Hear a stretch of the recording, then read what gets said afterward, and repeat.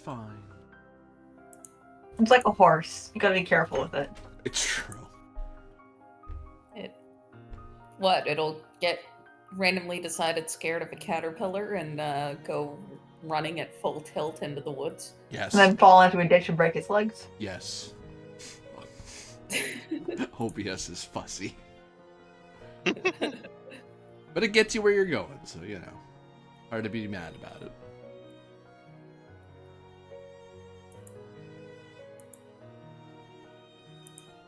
Couldn't even tell you the competition, honestly. I mean, this one works. There we go. See the lovely chatter box. No. What are you doing? Phone 10. Doing. Thank you. No. I want to be able to see the chat. No. Keep going. There you go. All right then. Hello everybody, I'm AD Springer, also known as Corbinian. This is the Electric Metropolis video game tour, and today we're doing another episode of Fabula Ultima, the castle that would pierce the horizon.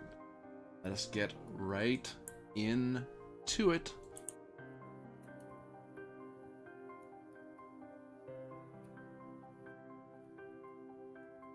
Stone remembers, deep and wide, where once dwarven kings did bide. Halls of gold now left to dust, gleam of greed, grave of trust. Vaults above with treasures bare, with trinkets rich and gilded glare, are but bones of tales grown old. True heart sleeps beyond gold. A crack in stone, a tunnel torn, where sunlight never yet was born. Down, deeper down, through the sulphur breath, into cradle maw of death. There dwell the lost, cast away, whose minds like mirrors crack and sway. Their eyes hold fire, not from forge, but from pain of years disgorge. With tangled beards and broken hymns, they crown their kings with shattered rims. They guard no thrones, nor hoard, or no jewels, yet no secrets hid from fools. For in their veins an echoed song lies knowledge buried far too long. Heart of mine, stone of flame, carved from grief none dare to name. To reach it, heroes must endure. Their will be tried, their steps unsure. Not every key is forged of steel. Some truths are lost so they might heal. So step with care, ye hearts of fire, for past the lost lies heart's choir. And should you break the silence old, you'll wake the mind's last soul of gold.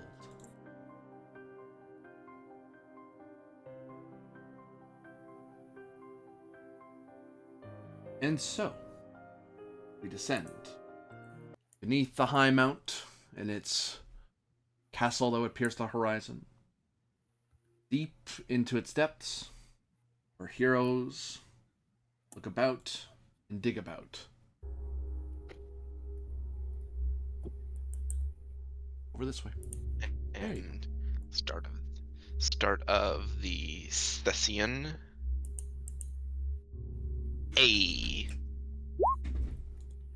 are more willing to throw themselves to fire and brim.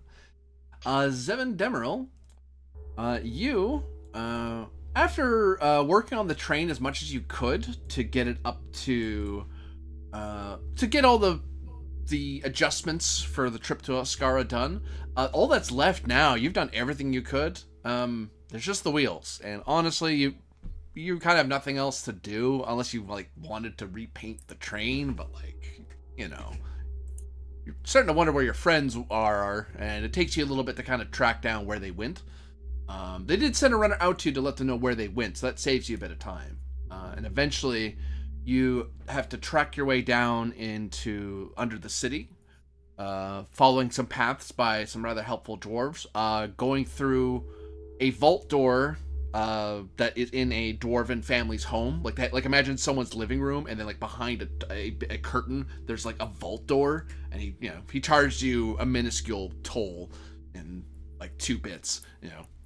Wheels the thing open and lets you down. And after a bit of searching, you had to go through a large hall, empty and wide, suspiciously so. Find your way past a vault door, which, with your technical know-how and skill, was not too bad. But I won't get you too far there. I'll actually stop you here. In this chamber, I'll actually wind back a little bit further because I don't. There are in this large chamber here. There are. This is the way in. So you would come in this way, and there'd be a door this way and that way. That looks like a vault door, like a big wheel with dwarven markings over it. And this looks like just a regular metal door. You can see that this room is immaculately clean, and the reason you know which way the party went is because they're the only footsteps in this room. Yeah, well, they're going for the vault door, which means they've learned from the best. They're looking for the best value. Yeah. And for Seven, who feels like she's been walking down this hallway for what feels like weeks, gonna nudge it open. It takes a bit of finagling with it, but again, you've faced more complex locks back in Oscara. And as you step in, you see there's this massive chamber. You see it's a massive forge with a variety of weapons, and there's some zenith and armor and workspaces and bellows. There's a massive super hot forge, and in the middle of it, standing immersed up to its shoulders, is a molten rock looking golem that's staring dead on at you, but it doesn't move. It's just sitting there. A glowing rock kind of at its chest. In the corners of the room, you see there's these 4 glass spherical structures encased or encaged in brass. And there seems to be a large dwarven placard with glowing golden runes. And you see more foot. You can hear people. You can hear stuff happening in here. You hear like clank, clank, clank, and pressing of buttons and people talking and stuff.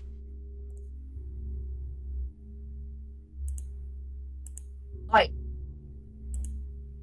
is that guy some kind of beastie or?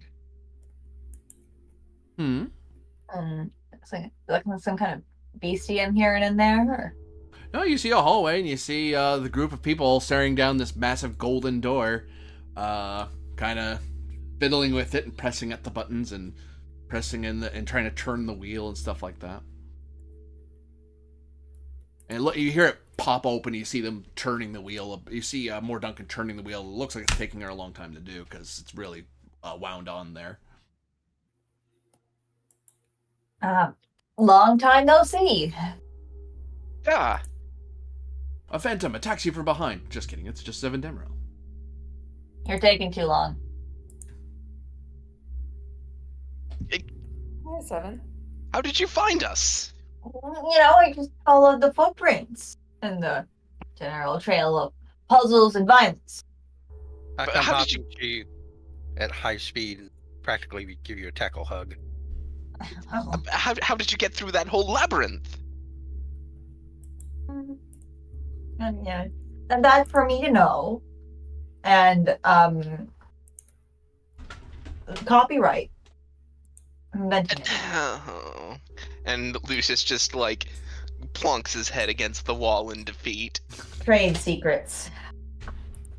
I'm clearly poisoned and what's the other phrase?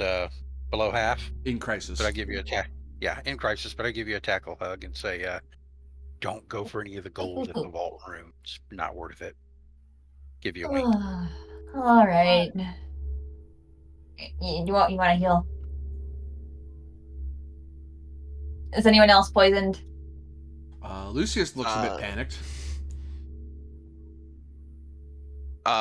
Which is to say, I'm shaken. Yeah. I can deal with shaken for now. You sure? Because I got cleanse on me. Oh, yeah, if you want to then. Yeah, I would not say recasting is more more costly than me just casting Max. So, does Got anyone it. else? Everyone good? I could definitely use my poison getting fixed. How That'd be does great. cleanse? How does your cleanse work, Zevin? Well, she's got a little magus here, and she pops it open inside this. It's one of those little spritzers.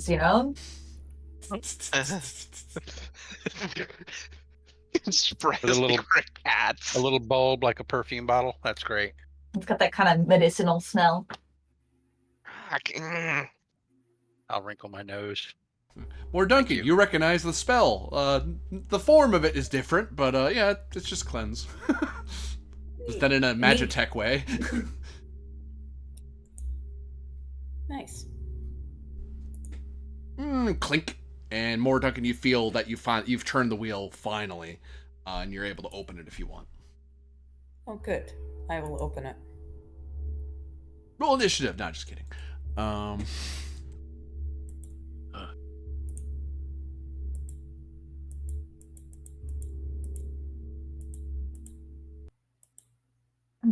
I replaced the gear shift. I put in some new engine components, fixed some aging parts here and there.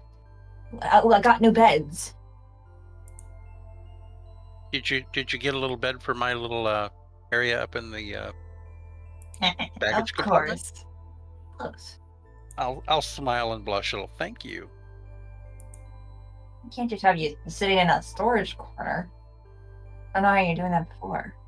Revealed before you is a massive, well-appointed vault chamber with little chests dotting the walls, piles of zenith just heaped on each other, artifacts or magical items more likely, rather than full-on artifacts, placed on nice little stands, pillars that stretch up high into the ceiling, vaulted above. And you can also see there's, at the far end of the room, there is a rather rough-looking, from all this grandeur, this looks like someone very roughly grabbed a bunch of pickaxes and hacked the heck out of one of the walls and made sort of a very rough arch, and then dug deeper into the mountain and down and down and down.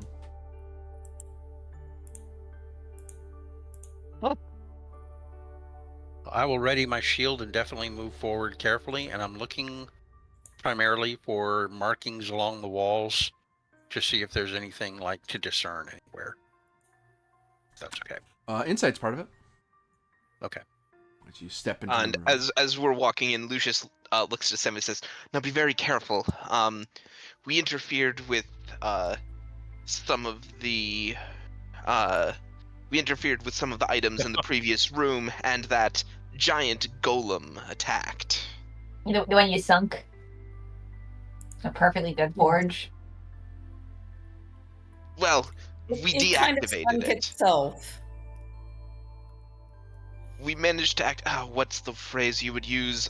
We initiated its deactivation protocol. I'm going to say You out loud, smashed it real good. Yes. Well, Oh, zapped. actually, we didn't smash it too much. Yeah, we just kind of zapped it, really. With energy. And it turned off. Well, it may be that it's not guarding this particular room, but I wouldn't want to chance it yet. To Aether, I will say, without assistance, you will notice what is plainly obvious. Right. I will. In other words, I don't get Jack. It's fine. I will help. You'll step in and look around. Rolls. I wonder, does it move without a grid? You can't. Oh, you get a 7 at least. You notice Aether, as Lucius kind of translates some of this, he's able to help point out, not translate, but he notices that there's certain very worn down rune carvings into the wall. Almost like this room's been blasted in intense heat or something repeatedly, or maybe washed away with water intensely, repeatedly over countless times. But after noticing them, a lot of it, translated quickly, is little motivational phrases Like gold that glitters is not necessarily gold. That which speaks from the heart speaks true. Long is the beard of the one who lives. Things like that. It's lots of little things that you probably see in dwarven homes. Nowadays, it's less. It's Live, laugh, love. kind of on that Yeah. vibe. Yeah. Yeah. I was picturing Diggy Diggy Hole for one of them. One of them's probably like Diggy Diggy Diggy hole. Hole. Yeah. It's dwarves. It's the dwarf. This is what is on the dwarven fortune cookies. Yeah. And they are fortune cookies. You get a coin in them. That's why you don't eat the cookies right away. That's how you break your teeth. Yeah. Yeah. You're supposed to read the fortune before you eat it. These piles of zenith, I'm just like mentally guesstimating how much do I think they are. Thousands and thousands. Oh boy. It's so bad. Neat.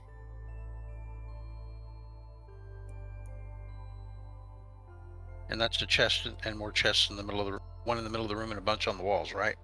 That in the middle of the room looks to be like an altar of some kind with a dwarven hero carved in gold with little tools on either side of him. Like it's as if his head and hands are kind of rising out of the platform, the pedestal, and his face is looking up toward the ceiling.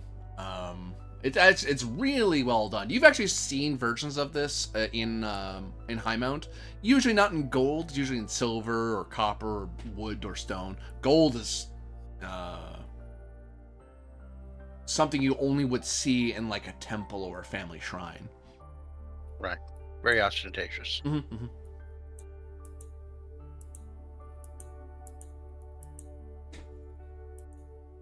I'll just see what everyone else does for a minute. Lucius is going to be looking around, seeing if he can't spot any signs of the what's it called, the Heartstone. heartstone. Yep, that's what we're here for. So you're gonna nothing. It's not sitting on any of the pedestals. In plain view. It may be in one of these chests. You'd have to search them. Well, first things first, we should search and make sure that nothing here is trapped. Yeah. Yeah, I have a thought. Should we close this door so that if anything we do triggers the golem, it won't be able to get to us immediately? Well, That's a good idea. As long as we don't get ourselves locked in here. Yeah. Well, I mean, if we're desperate, I do have the gauntlet. I can get us out that way. Gauntlet. And then we also have this exit here. It's got to go somewhere. oh, yes. We'll fill you in later. One of the Duke's expeditions to the Darklands bore fruit. They recovered one of the artifacts that we missed. Very Excellent. dangerous, though. We shouldn't use it too much. Yeah. I'm carrying it for now, but you can if you want. I'll be okay with that. I kind of need my trigger finger free. Fair enough. So does one of you close We'll the vault have you- door? That sounds like an awful idea. Vaults normally don't open from the inside. Does this one have a way to open it from the inside? You glance over. There is a like smaller wheel. It looks like it would. You could seal it from the inside, but it looks like it would be a lot harder to open it if you were in a rush to leave. Because the wheel's a lot tinier as opposed to the big one outside. Right.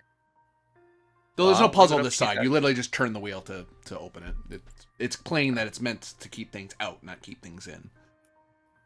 I still think it's safer to close it, but I don't know. Whatever you guys think.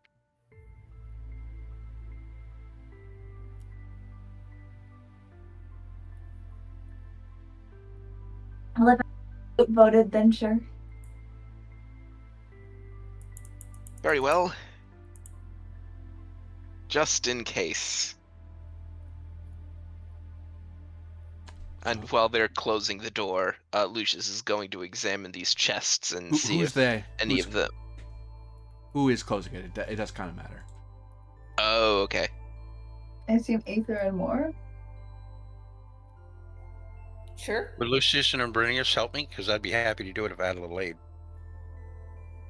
I mean, What- yes. The only thing is they don't provide any actual Oh. statistical Well, narrative anything. help is still, whatever. Yeah. It's a tiny little wheel. Only one person can really grab it and twist it closed.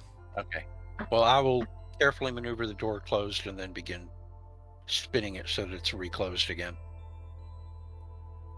Spin. So yeah, Aether, you're gonna be busy spinning that for a while. Like pulling it closed is easy. It's the locking it again that takes forever to do. You're like turning the tiny wheel for a while as you hear it very slowly clicking into place. I believe Lucius is gonna start looking through chests. I'm gonna ask for insight as part of it. Actually, I correct myself. Willpower is part of it. Really, willpower. Okay. Mm-hmm. There's a pull to these coins and these treasures. I'm going to.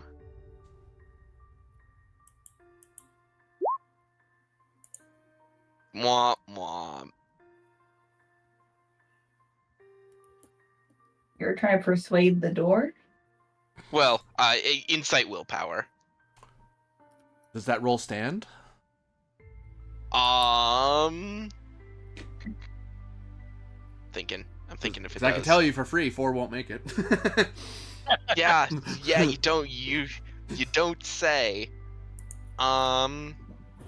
Yeah. Jamming Searching for traps is the kind of thing you don't want to bork. So I will spend one of my 2 Fabula. To what? Noble Republic of Coriostellum. I'm better. We don't get tricked easily. I will have to disagree with you, sir. Your father and brother are plain evidence they can be. Especially Ooh! Ooh! Rough. Okay, you know what? I think that'll stand. Well, on the plus side, you and your men pocket 1,600 zenith from the chests. Cool. You gain a condition. Oh no. A status Hang on. effect, sorry. 4, 9. Cool. You are now slow, as you're weighed down by the coin far more than its weight would otherwise suggest, as if you're holding the weight of memory in your pockets. Ooh. You also find an accessory that I'll give you the chance to roll willpower for as well, to make sure you don't put it on and replace what you already have.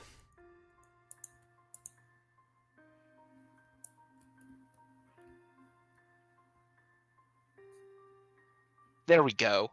You find what appears to be a bangle made of like iron. You can see rust on it. But for a brief moment, you almost thought it gleamed of rubies and diamonds if you rubbed at it enough. But looking at it more, it is an accessory. You're not sure what it does, but you don't have to put it on if you don't want to. We should really focus on what we came here to find. I will note this condition will not go away until these coins are spent. So you might want to track these. Okay, I will note that, I'll find a place to note, Journal. Yeah, in my journal. Otherwise, they don't seem to be trapped. They seem perfectly fine. They're full of coins and various accessories and weapons and armor and jewelry and no clothes in there. Some of these things have clothes in them. Clothes. But I will say no ore of any kind. Was there any inscription on the statue base or pedestal anywhere, or no? They're just plain pedestals. Okay. Lucius, Well- Yes. that bracelet, it looks super tacky. You know, normally I wouldn't go to you for fashion advice, but I agree.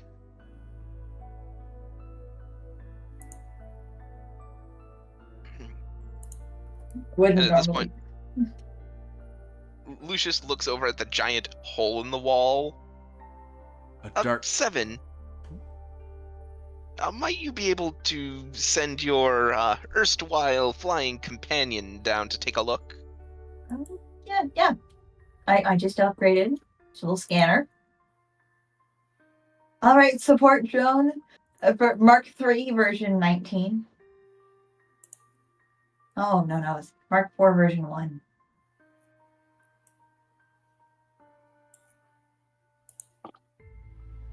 Right, I upgraded you.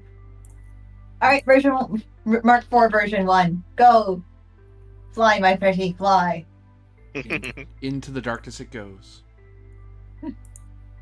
Corby, I have a dumb question. Yeah. If it takes a really long time to spin this little wheel and close it, can I just close it halfway and thus get it mostly down? But it would take half the time to open it back up later? You could stop halfway. It just means that the mechanism outside won't rearm, so someone could spin the wheel. If they try to the That's wheel, fine. it I will don't just think go. anybody's. Yeah, I don't think anybody's chasing us anyway, so that's fine. Okay.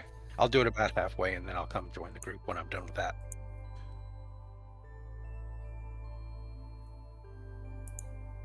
Uh-oh. That doesn't sound good. Droney gets damaged and flees back to you. Although we'll have to see if it actually survives the damage. What? Oh, no, Yeah, I poor can't drone. perceive it, so I can't take damage for this place. How much HP does it have? 57. Oh, good. It's in crisis. It took 40. Yikes. As it's beep beep beep beep beep beep beep beep beep beep beep beep beep, and you see it beep beep beep beep beep beep beep as it's swaying, and you can see like scorch marks along its wing. You see somewhere on its faceplate a something nearly sliced through its sensor, and then you see the telltale marks of because it was a little damaged. It couldn't control how it flied very well, so it banged into walls on the way up when it was running for its life. Built you! And she grabs the little thing and shakes it. Beep boop beep boop beep boop. Oh. Insight is part of it as you try to figure out from your damaged drone what the heck happened to it, because a lot of it is damage, critical, please fix. But you, Inside is part of it. Okay, no, cancel. Inspect. No. whoops, I closed the thing. It's not a great roll. It's still But, above like, a 7. It's above a 7. Like, 7's thinking to herself, like, maybe she put a fault in it. Like, perhaps some of the wiring there just detonated. With that 7, something attacked it. It's not entirely sure what, or if it did know, the part that knew is damaged. Yeah, of course.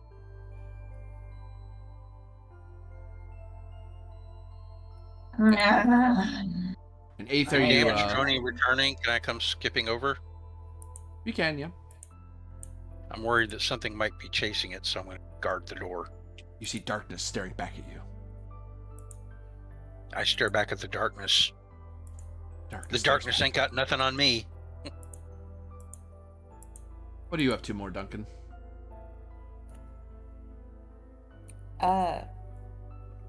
Being concerned for Droney, honestly. Poor Droney. Oh, no, or Better be more concerned. Droney be better more concerned about itself. beep boop. What do you think more, Duncan? You're the merchant. I'll admit, you probably know more about inventory than I do. Also, do you have that floating lantern with you that you used to use? Yeah, I wouldn't expect that one's more repairable. I'll spend 1 inventory point to pull out that floating lantern I stole Okay. very, very long ago. It's in the backpack. You have a light. I'm just gonna whistle and then command it. What is your command? Just move forward into a little opening there Okay. so we can see down it. You see it illuminates the passageway ahead of you, and you see that it's a very a rough picked tunnel, and worked to some degree, but just enough to get you through.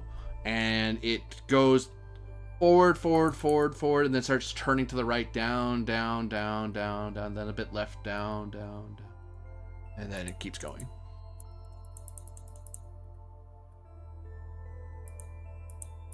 It's looking like a squeeze. Mm.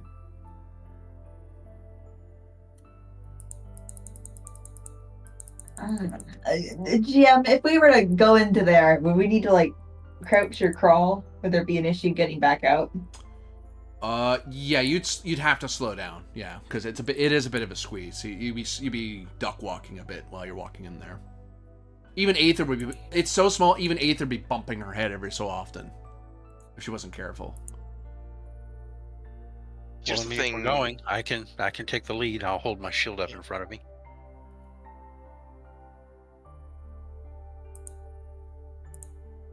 I think the only thing Lucius is curious about is just by his rationale. Does he think that does he think it likely that the dwarves would have taken the Heartstone with them when they left? Insight's part of it. I will insight. Insight, is this an open check? Yeah. Cool. That helps. And Oh, right. yeah, that slow sucks. Wow. And it's a flash of insight. It's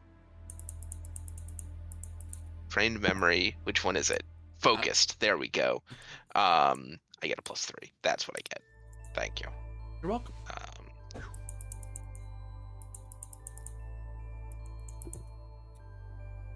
Oh, there you go. I think I will use this opportunity to turn back the big world clock. I will jump up there on my own, because you guys don't need to load up. Yeah. I'll tell you what the clock is. Because the world clock is at 5. You were going to reduce it down to 3. You like? Because that's the thing that's been going up every time this 12 clock fills, right? Yep. Because that's you taking a lot of time away from the main quest. Yeah.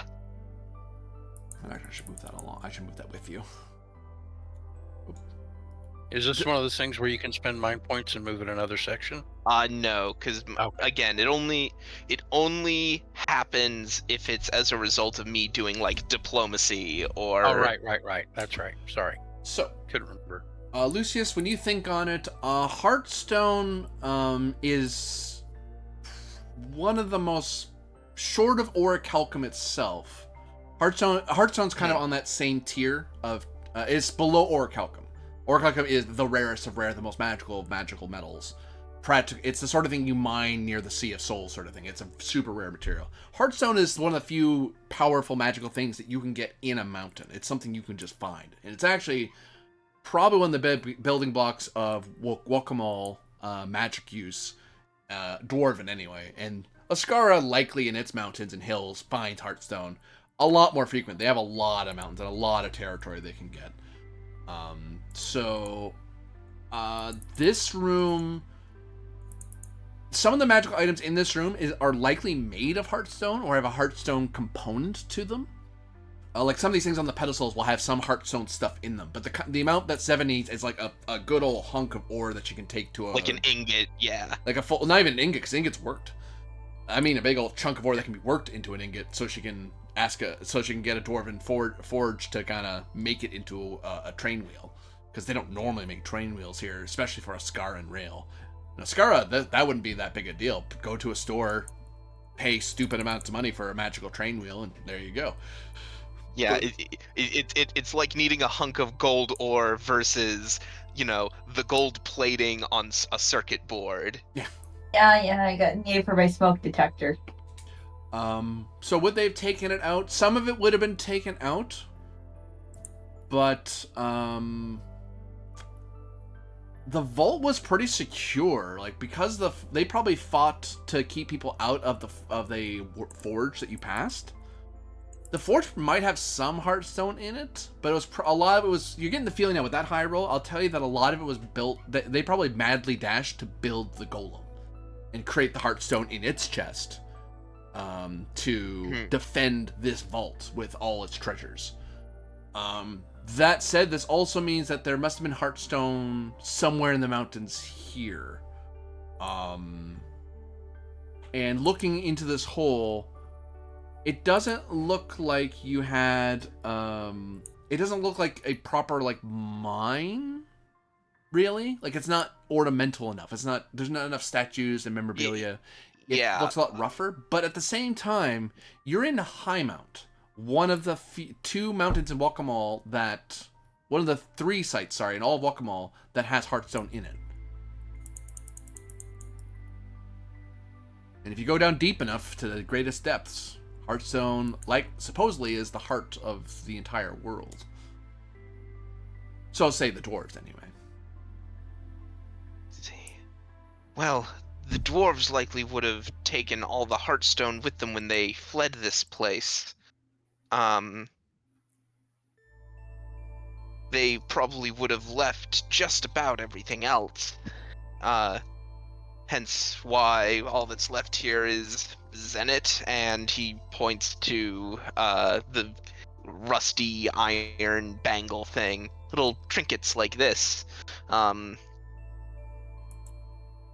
But if my hunch is correct, they built some of the defenses here with the heartstone in them in a hurry, meaning they needed to source it from somewhere in a hurry. And he looks at this, like, carved mine shaft.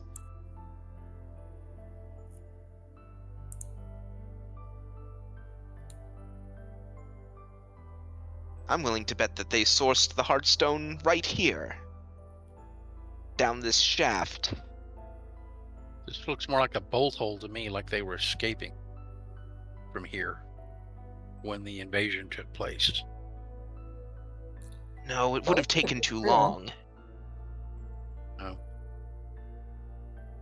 What's the marker you have there, Aether? That's like I didn't have a token on me for being in crisis, so I put my own there. Oh, I thought your crisis was gotten rid of. Sorry, my bad. Oop, there you go. Yeah, no, I was just clear to my condition. I don't think my health was healed. Oh, yeah. You're right. I couldn't find that particular icon, though. I don't think it's available on my list of options. Oh, there it is. I just couldn't see it. I'm blind. Well, I'm going to say, if we're going after the Heartstone, we're going to have to get moving then, I guess. It looks pretty tight, though, so would you mind if the lantern stayed up here with me? Yep. And I'll take the lead? All right. And I'll follow close behind with shields and spears at the ready. Yep.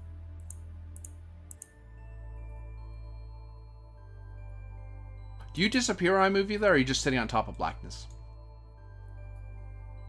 It looks like I'm sitting on top of blackness, but it flashes every now and then. It shows me something. That's good. Like I saw that weird thing where roll 20. I see nothing. I see it flashing. It's a roll 20 error. Yeah. I see nothing. Well, I'm glad I'm not the only one who has the error, but it's a weird error. Just want to make sure you could see your tokens or not. I wasn't sure if you could see your tokens or not. I was like, I don't know if I'm making you disappear or not. You are making us disappear.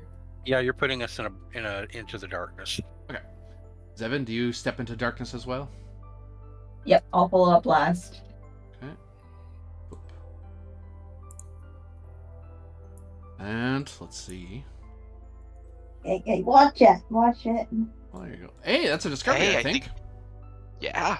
Nice. Yay. So in the Maybe twist... we, I'm sorry? Go ahead. I was just going to joke. Maybe we'll find the light switch.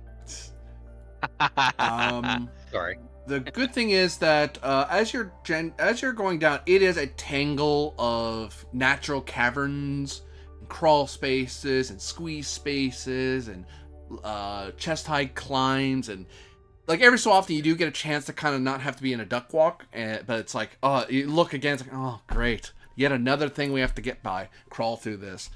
All right, crawl, crawl, crawl, crawl, crawl, crawl, crawl. Open space, yay! Oh, more. And but after a while, Zevin starts getting an inkling. This feels there are like some underground places in Ascara, especially for people who aren't the richy rich and mucky mucks. Some mines, you kind of get a taste for how mines flow a little bit, especially since this seemed to be dug on purpose. And you start getting an inkling of, oh, you probably know a dwarf or two back in Ascara. I mean, they're not the same as the Welcome All dwarves, but you think you should go that way. No, they wouldn't go that way. They would go that way. Because you know they'd have to, if they're either they're escaping or they're digging for something desperately, there's only certain ways you'd want to go. That would, because you're going to be carrying something heavy. A mining town. Yeah. So 7 is all about mining. So you're actually, because of that discovery, there will be no travel check to get back out. Because Zevin, after a while, Zevin's like, oh, just do this. So as long as Zevin doesn't go down, you're okay. If Zevin is defeated, then you might lose that ability to go back safely. Okay. But hey, I don't tick up this clock because you'll get lost in the mine. The mines.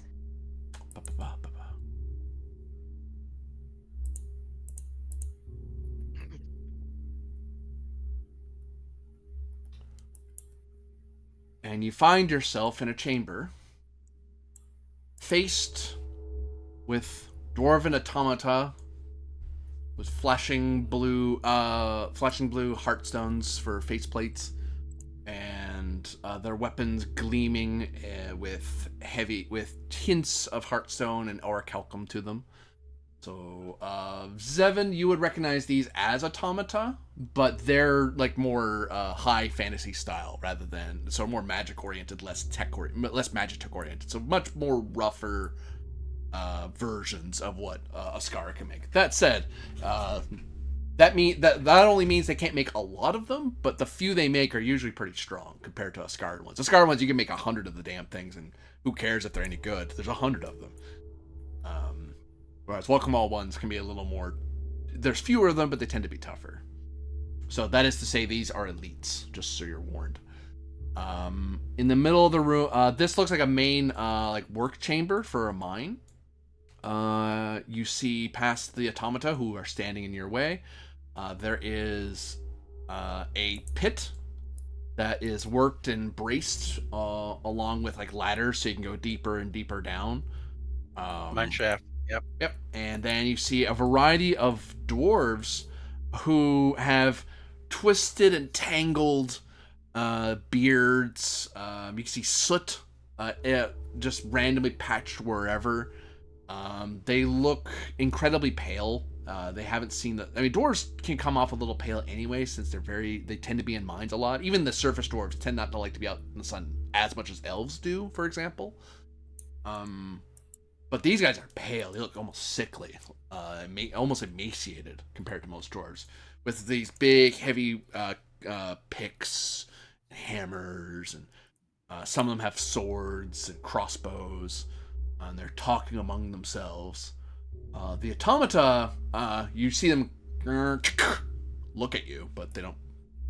They seem to obviously be holding a line. But you haven't breached it yet, so they're not going to approach you. I will also note there does seem to be a pathway that goes this way as well. Okay.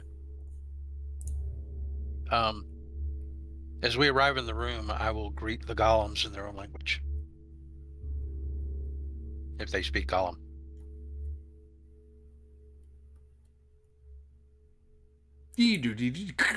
you hear grinding of gears and bumping of rocks and twisting of the brass at its neck. To everyone else, it's just making noises. It doesn't mean anything. Aether, you kind of get that they're not a high language of any kind, but you can pick apart what's being said. Identification. You are not main user. Who are you? Who are you? Who are you? Okay. I'll identify myself as Aether. Aether unit acknowledged. Purpose. Please do not step past. Here to see the dwarfs behind you. Dwarves visible. No, I mean to meet with and converse with them. Apologies, I was not precise enough. Recommendation. Call greeting. Do not reach for weapons. Lethal force is authorized. I'm going to turn back to Lucius and the rest of you and go, these things don't want us to proceed any further than about that spot there on the floor, and they have lethal force authorized, so yeah. I say Aether basically went and then like moved in weird ways. And it's like, what is Aether doing? Oh, apparently that worked. Well, interpretive dance. Yeah. Right. I do What like did I miss? walk like an Egyptian with my ears, you know? Yeah. But yeah, I'll turn back and say these guardian golems have told me that there's a line we should not cross until we have permission from the dwarves beyond, I believe. And lethal force is authorized against us. Hang on. So I had to step away for a second. So are these dwarves alive? Yeah, they're talking. Yeah. They just look like they've had some rough times, to put it mildly.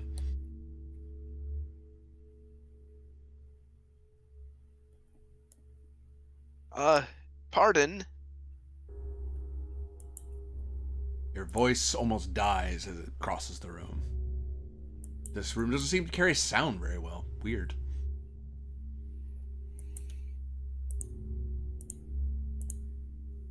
Are they all like facing away from us? They're talking among themselves about something. Can we hear them?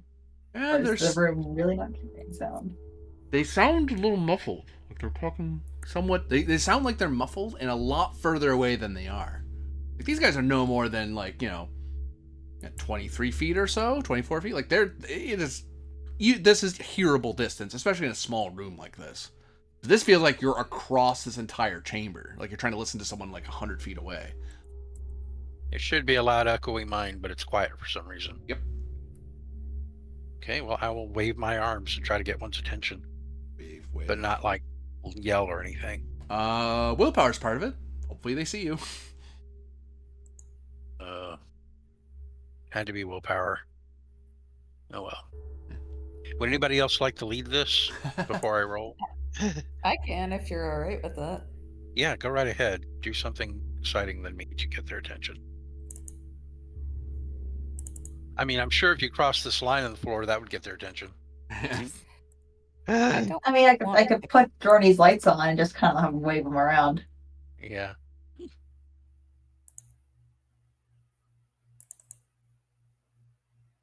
I will help, obviously. Can I Wasn't very good. spend Fabula on that related to my identity as the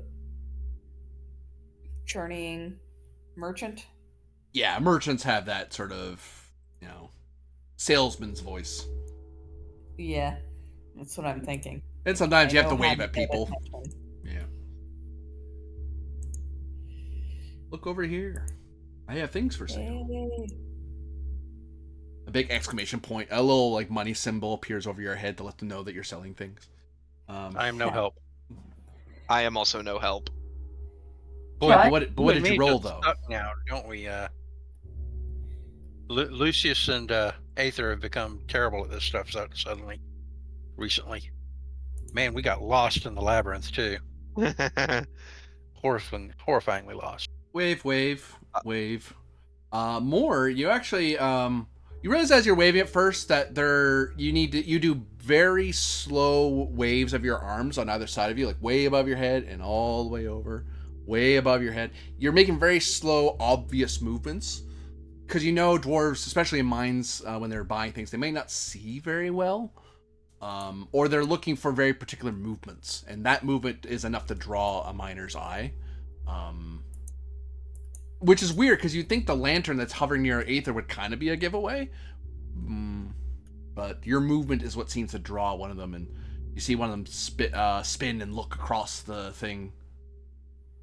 He mouths something, and he waves at you. And then he starts patting people on the shoulders, and they also looking at what he's doing, and they look over in your direction. They start gathering near the hole and looking. Their weapons are kind of their weapons / tools are kind of, they're all out, but they were kind of out anyway. Like they're in the middle of something. They kind of rest them on their shoulders, or kind of two hands and kind of rest their chin on it, and sort of thing.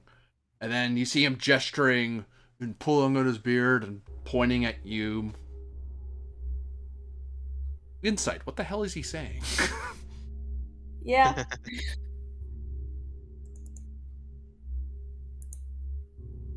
Is that a roll any of us can make, or? Yeah, you can see them. They're not hard to. With the lantern, you can see them. Yeah, I'll try to help, but I don't want Is to. this an open roll? Nope. There's a hard number you want to hit. Okay. Still. Yep. You. Additionally, because Sorry. Go ahead. Oh, hang on. 15. Let's see if I get a 16 on this. Okay. Yeah, I'm gonna try to help too. Oh, Easily. yeah. Additionally, in addition to whatever else you're about to say to me, because I got a 13 or above on that check, I get 2 free questions. In addition to whatever you're about to tell me. You. Who are you? Business. What is it? You're getting the feeling this is Dwarven minor sign language. Which is very obvious, but it does take a second for you. You would have ran into it once or twice as adventurers. It's something you use in mines when you're scared loud noises will attract attention to you. Like, dwarves use it all the time if they're going really deep, because there's stuff down here that attacks you. And the closer you get to the Sea of Souls, the more likely you'll run into spirits. And not all spirits are nice. And not all spirits are patient with the living. But they don't seem what's throwing you off is they're doing it too fast. Sorry, other way around. They're doing it too slow. Usually you do it very quickly because you're trying to very quickly, oh no, watch out, rock slide, or oh no, watch out. It's meant as a, watch out, this, look that, gold, danger, stay there, like things like that. This is so slow and methodical that it takes you a second to clue in, and it's like, oh, okay, they've kind of turned it into a language. So you kind of can sign back, but remember, it's very simple language. You can't get complicated. Very limited vocabulary. But you get 3 questions because I would say it is perfectly reasonable for those of the Republic to be well versed in mine language. Corey Stellan probably adopted it. If they learned it from the dwarves, or maybe there's a version you have. Or maybe you have dwarves in your land that know the language and go, yeah, we do it. We just do it in a Coruscalian way. Yep, we've known how to forge stuff for a while. Yeah. We didn't learn it from the dwarves. We learned it from Pyrian and all that all that good stuff. But I assume that at the very least that means that Corio has a decent working relationship with dwarves, just as a professional courtesy. Oh yeah, because they're perfectly happy to work with magical metals or non-magical metals. I mean, metal is metal, as far as they're concerned. Cool. First question. So the fact that they're going slow, does it seem unnaturally so?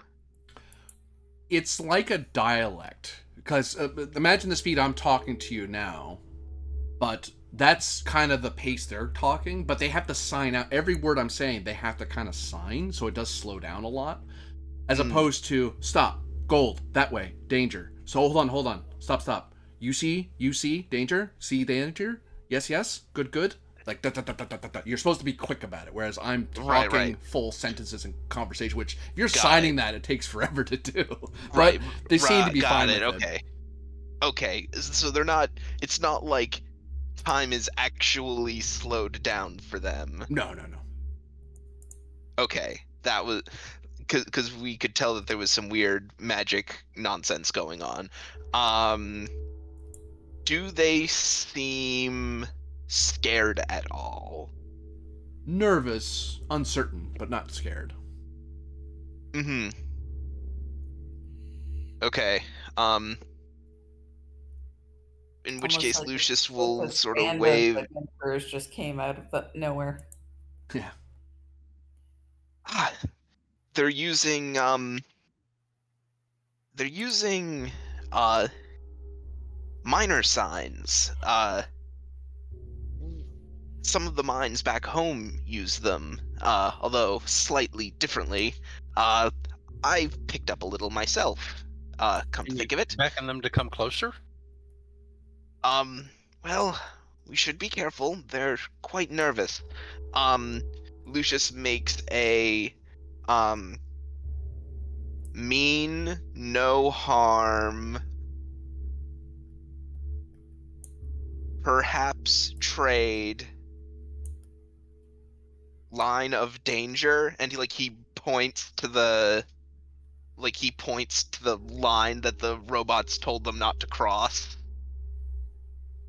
And if it helps, I will spend a Fabula and activate my orator ability, Unexpected Ally.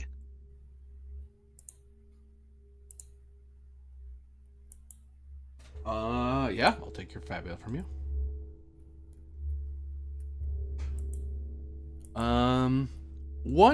The one that's dressed up in a bit more gold than the others. Like, everyone else looks a lot more sooty, but one looks a lot brighter. Bits of gold and brass and copper.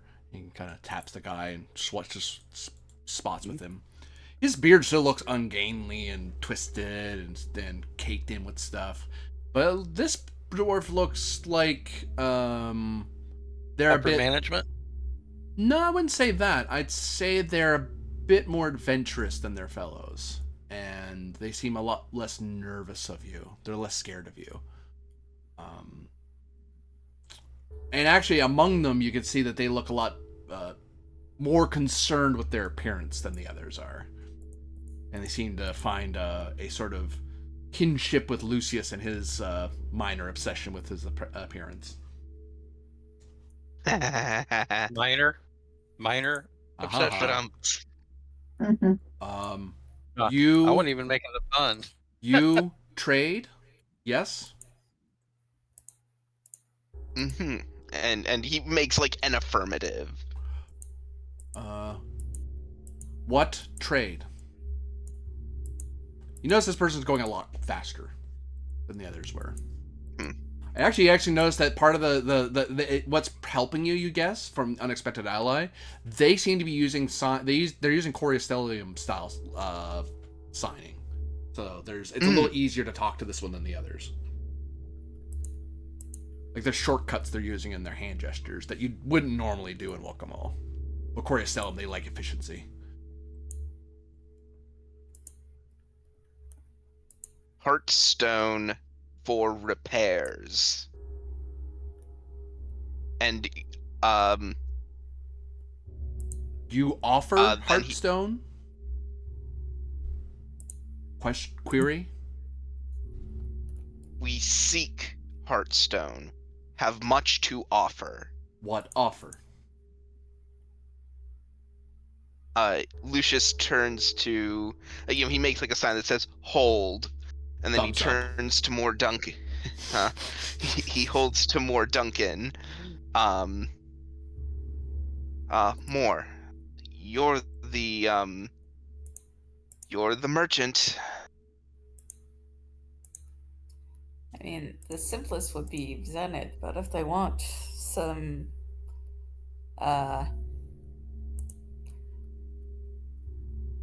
other supplies, we can barter as well. Or if they want, if it would help with their mining, I could possibly make some explosives to help them break up the rock. Hmm. I'm going to lean over to you, Lucius, and I want to say, all that zenith you collected up there is weighing you down. Maybe you could use it as part of the payment. It wouldn't be right to pay them with their own zenith. Ah, okay. Well, if you say so. Um, I might have Lucius, some artifacts on me. Lucius turns back. He says, "We zenith or explosives or some tools or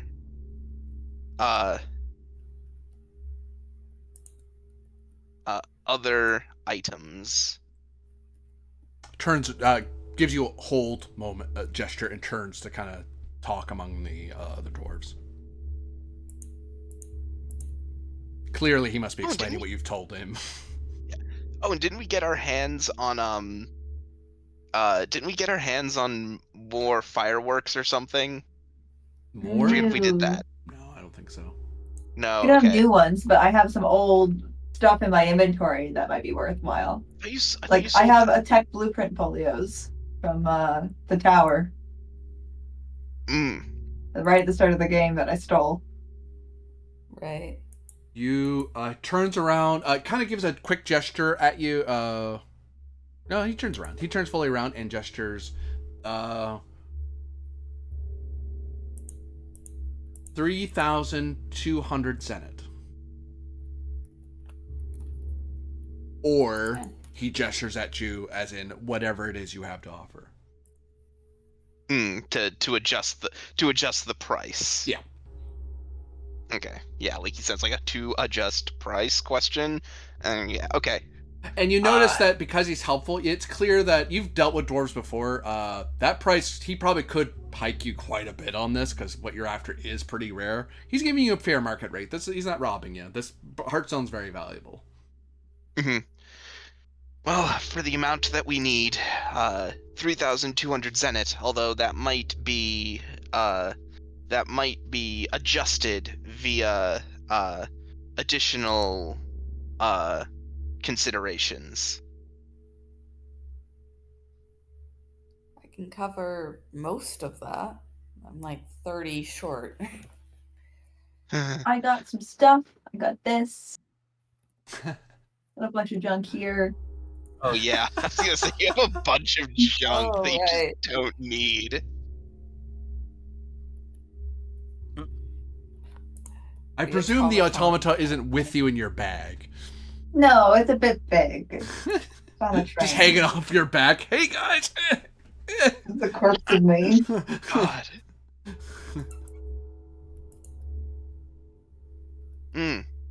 Yeah, you might be able to trade over one or two of those blueprint folios. Or that war axe. I'll put down the brigantine and the war axe because I can't use them and no one else here can use them. Yeah. And they're good. We got them. Where we got them? We got them somewhere. The person starts gesturing.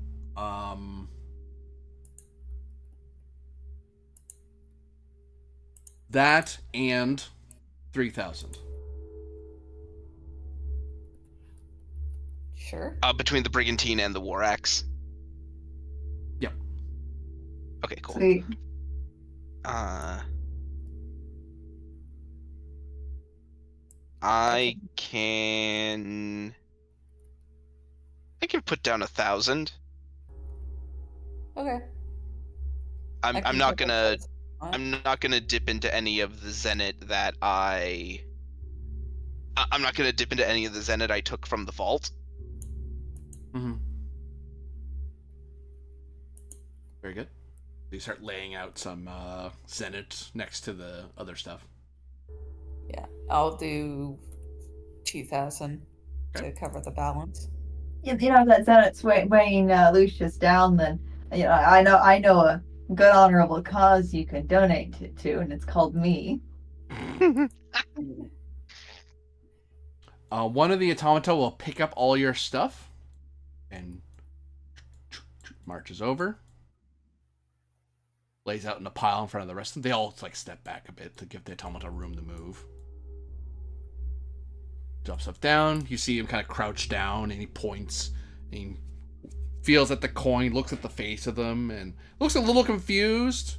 The others start saying something to him, and he waves at them, and then points at it, and then makes a gesture of money, and like rubbing his fingers together, and they kind of nod, and switch it through. Shows them the armor, holds it out to one of them. He nods, and he takes it. Holds out the war axe, and kind of holds it out to another one. He nods, he takes it. He takes away a little bit of the pile. You get approximately about 15% away from the rest of it, and then he pushes it, and then he starts handing out the rest to everyone else, and then he pockets his 15%. Commission. He then takes out a stone tablet out of his bag, and he takes out a little chisel. He gives a gesture of 1 second.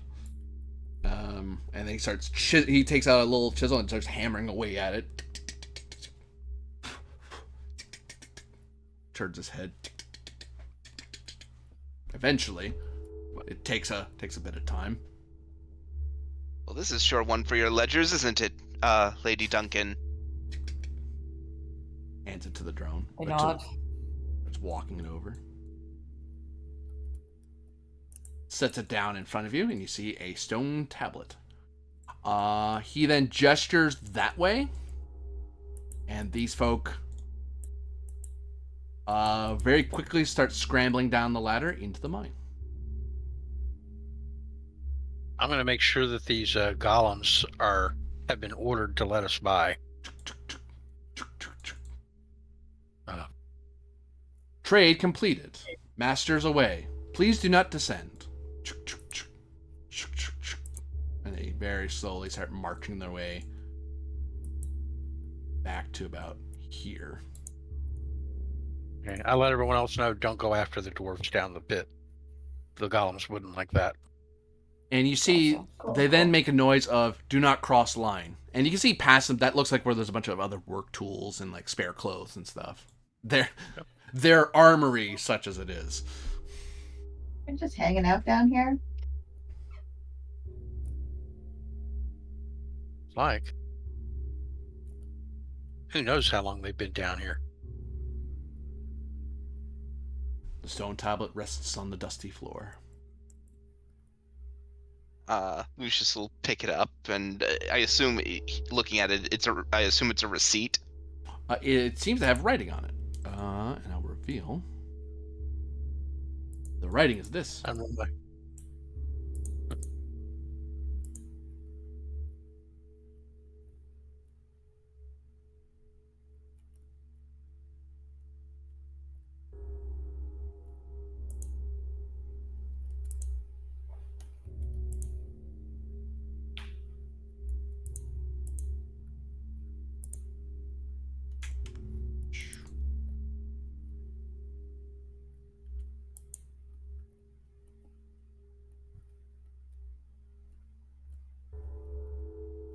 Oh, more of this.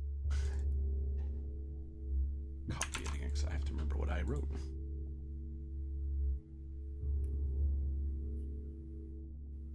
Do we have experience with this stuff? Hey, I saw it in the other room. It was yellow Yep. that time. Uh-huh.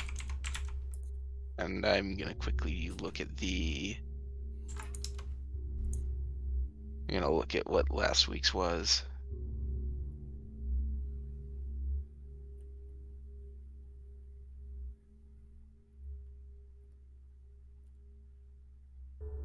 Or... Oh boy, hang on. Mm-hmm. I might be able to brute force this. Mm-hmm. Because we had a translation from last time that I have. It was Storm gives blah blah blah blah blah. Okay, there we go. Cool. Yeah, I see it in the chat. Okay, that little thing is a F. So.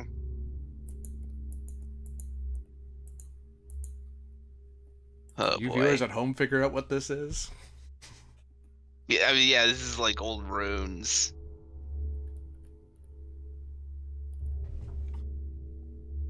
Oh.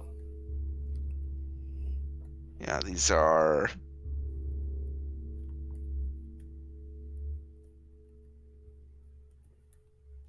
Ooh.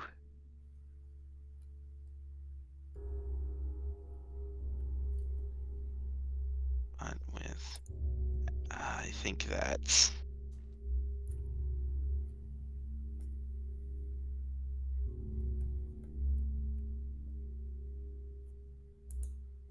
Firm, I think. Yeah, okay, that last word is firm.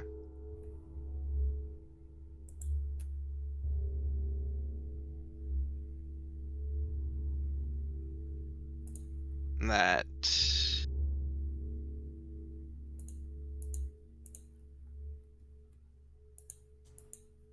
Hang on. I'm oddly enough, I'm doing some of these words out of order, just because I'm getting some of these short ones done first. Okay. How does it Um. work? Can you explain it? Well, so some of these.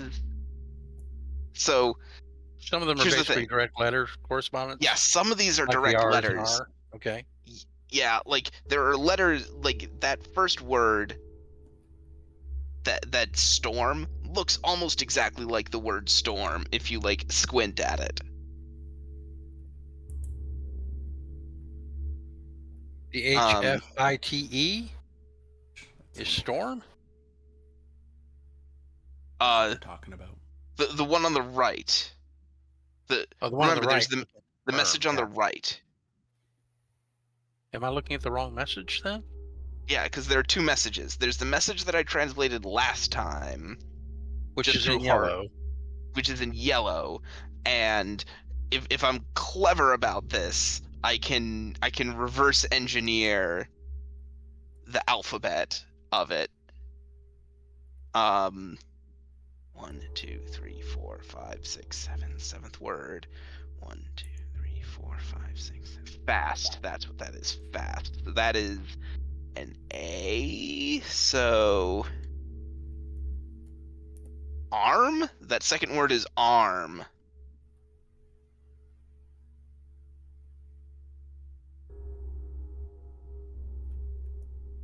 What's the BI, do you think? Yeah, it's the next one I'm gonna try and figure out. The fourth word is BNT. Yeah. Yep. That's exactly And what I that was was gonna but. say. So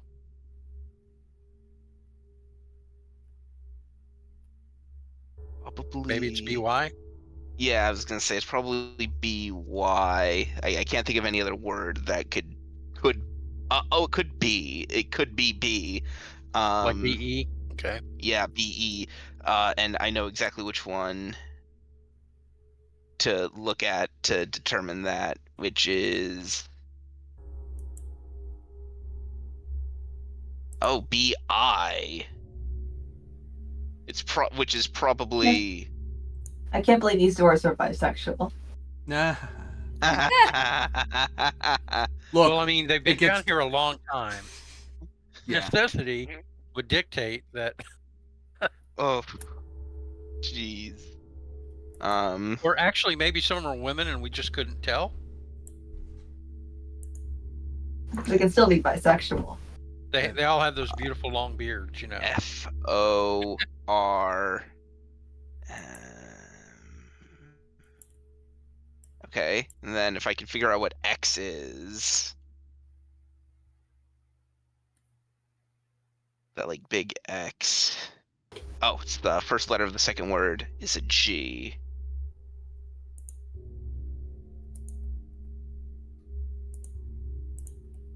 Arm.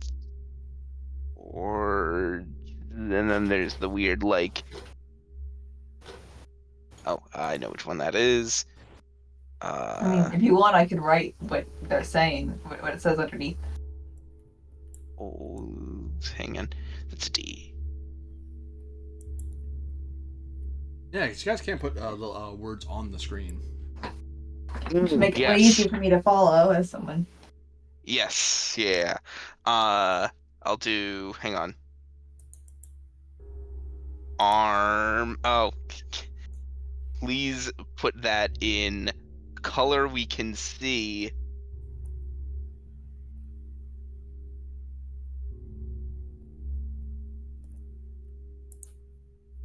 Arm.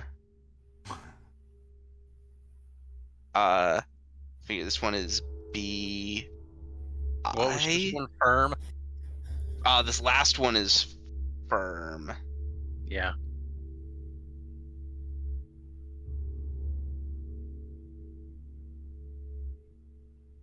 Oh, y'all are faster than me. I'll just let y'all do it. And I think from what I can tell, I think this one is probably forged.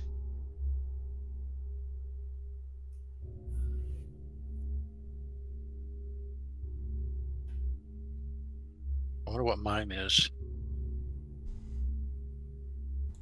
Yeah. I don't see an M any of those others. Actually, the last word of the yellow and the first word of the yellow one. So I guess M is M. Because the one that looks like ET Yeah. fish RM is storm. IMS, which I think is probably like mines. Yeah, it's probably mine. Forged, and then I have to figure out what that first word is. Letters S. DMRI. Oh, and that's CA. Oh, and I remember from the last time we did this, it was like Chase, but it's. Oh wait. CHA.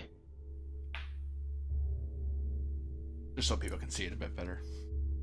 If they're watching this after the fact.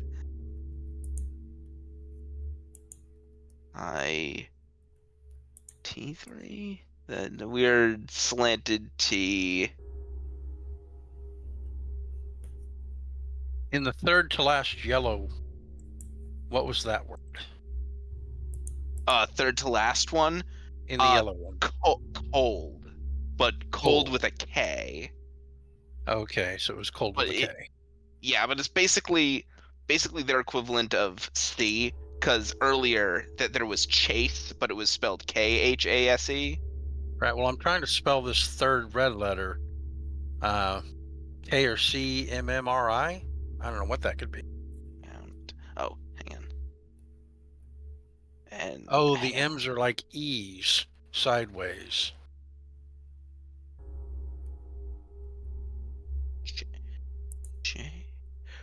Oh, I think I know what this one is. I think it might be if that is, yeah, chains. Chains? Oh, you're talking about the first letter. First word. Yeah, I'm looking at the third one and I Chains. can't figure out why it's Kiri, unless that first letter is completely wrong. But we already know that the M's are E sideways. That's not a K. That's something else entirely. I don't know what that one is. I was looking at something completely different when you were asking about that. Yeah, no worries, no worries. I'm looking. I don't know if that's a word that exists in the previous stuff I translated. That might just be a letter that we're gonna have to. Of course. It could also be composite. Yeah, we might have to work out that What one. was the three-letter word over there? A-N-D. So in the next last one, it's an A-R-N. Apparently, like that first symbol is an A. I think that And? is chains No. on forge. Arn. And then, oh well, in that second to last word, the first letter of that second to last word is. Right, I was saying A, right? No. That first thing is like a a weird th sort of thing. Oh, okay. Yeah, it's Thawne. Yeah. Thorn.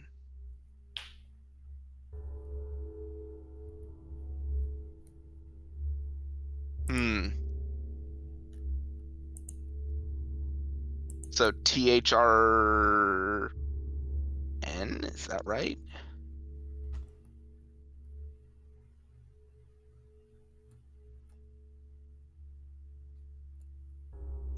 That is a. Oh, wait, hang on. Oh, that's a U. Through. There you go. That makes sense. Well, then what's the eerie part that we can't get? Yeah, that's gonna be the tough one, because those are letters that we. Those And are then we letters have that to we. rearrange the words to make a sentence out of this? I don't know about that. Oh wait, that's not firm. That's fire. Oh, you're right. Through Oh, fire. so the last word is fire. Okay. Chains are forged. Oh, changed And that are means- forged. That also means Chain- that second letter is ARE, right? So chains are forged by something and something through fire. Mine.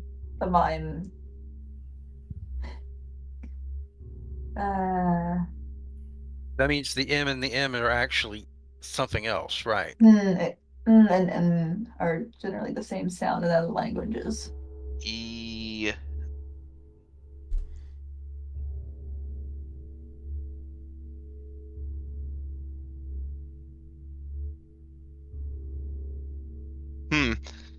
Well, it would be something along the lines of quenched or no, wait, forged by something and then something through fire. Like what would be the next thing that you would do?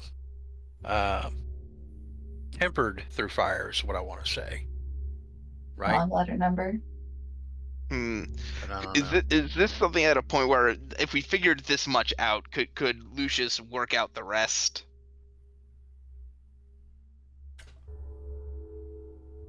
I'll give you a roll to give you a hint, but otherwise, yeah, you'll have to use up a clock to kind of get that last word. But the clock will be a lot shorter to get through, yeah, because you've gotten a lot of it down. But I can give you a hint so you don't have to use up a clock. Because a clock Yeah. takes multiple tries to get, and that eats that same clock filling will fill this one. Because that's your character sitting there for hours thinking about it. Yeah, it's the thing that's killing us is that we don't know what this character is, and we don't know what that character I is. don't think that's either of those are there. No. Nope. Yeah, you haven't counted those in the other one.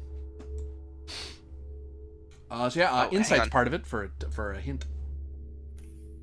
Is this an open roll? Hard number. Closed. Nope. Okay, so I don't. Can we help? Nope. Doesn't matter. Well, actually, if all three of you hit it, that would technically be 7. Well, 7 will. Well, that won't be enough. You need at least 10.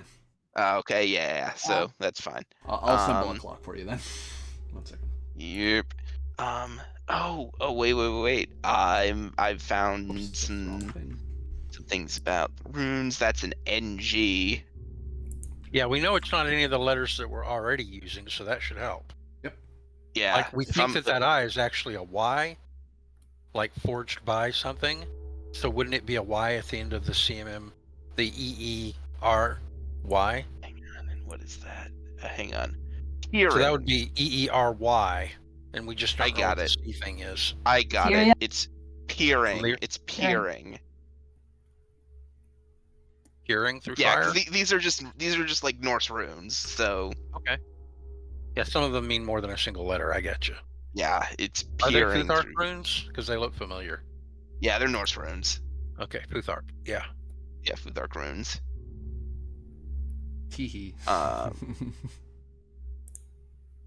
So if this third word is peering through fire, Yeah. then did we ever figure out the fourth to last word?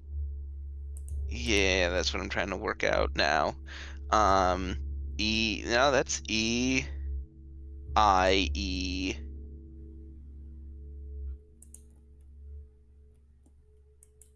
Yeah.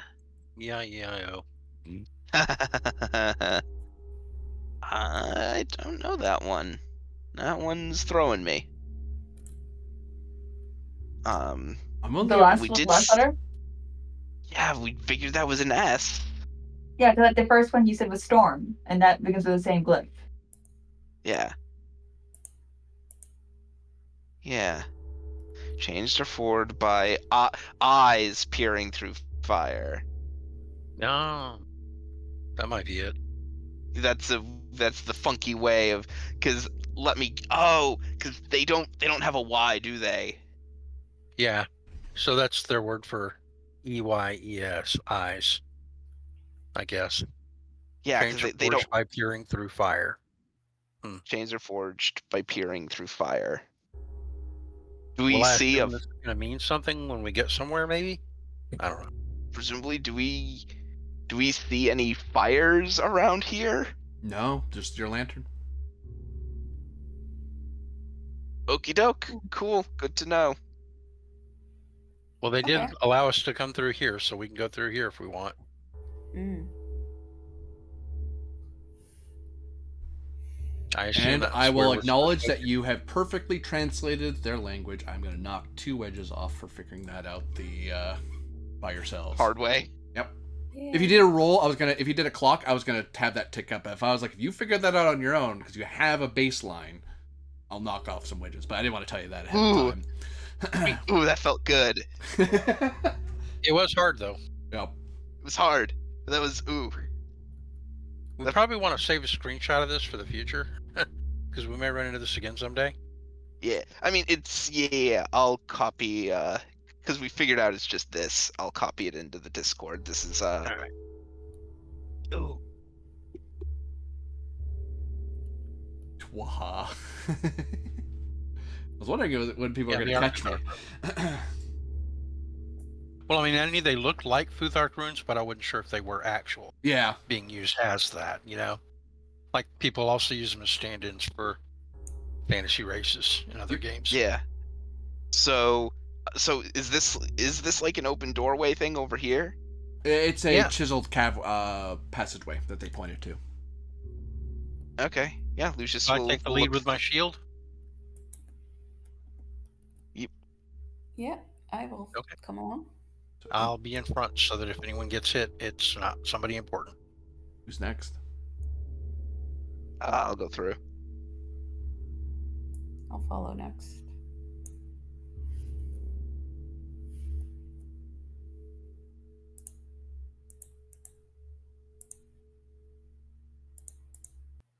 And we do have the lantern with us, so. Yay.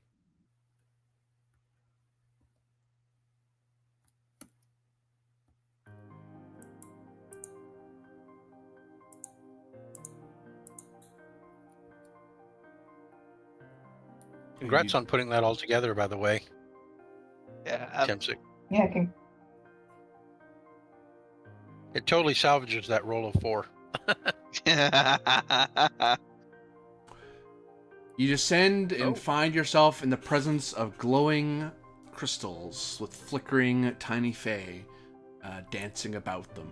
At the far end of the room is a massive forge gleaming with lights and 2 massive fires burning away as water from the Sea of Souls sizzles and steams around this massive forge. And upon its face, you see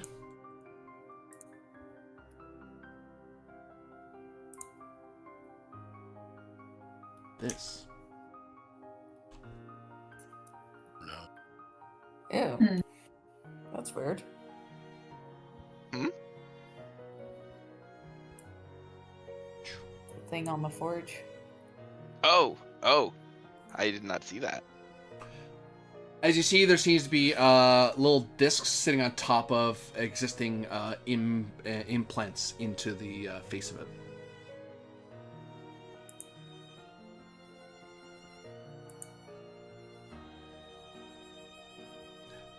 The tiny little fae kind of see you. Some of them wave and continue what they're doing. Darting through the crystals. Some of them disappearing into them and then coming back out of them and then tee-heeing to each other. They're very amused with whatever it is they're doing. Oh, I think I see how this is gonna go. Cool. Oh, sorry. Go ahead. I was just going to ask if I recognize the language. Do these things? Yeah, go ahead. Which language? Well, I have access to basically all the creature languages now. So, basically, I have. These guys fall. These things fall as under elementals. Okay, then I do speak elemental. Yep. Thank you. Just checking. From what you can gather, Aether, they seem to be having a massive party between the three crystals, and they're having fun games and dancing and telling poetry to each other. Some are just making rude jokes to each other. One or two say, "Hey, look, people over there. Hello, people." And then they get bored of you almost immediately and then get back to the ball that they're having. Because they're basically having a massive, arena event as far as they're concerned. So, neat that you're here, but, We're not important. All right, I'll pass that along to everybody. They're having a party. They probably don't know that we're here to take one of these heartstones. Do I think that one of these crystals is a heartstone? Insight's part of it. Oh, boy. Would anybody else like to lead before I fuck it up? No, you could take this one, because Lucius is looking at this giant contraption up here. Fair enough. You gonna move towards it? Does it seem like these symbols can move? Yep. Okay. But they stay on tracks. Oh, I cannot roll for crap today. Yeah, I don't know what these things are. Hey, at least you didn't roll a fumble. Yeah, I know. But I mean, it reminds me of that meme. This is definitely ink. The barbarian trying to read a. I'm looking right at it. I'm like, yeah, I got no idea. In which case, I think the way I would want Lucius to move these about is, assuming that they can't pass over each other. I'd have to move the eye off to the left, flame here and down. Whoops. Yep. Then clank. Eye up like this. Clank. Clank. Fire to the middle. Clank.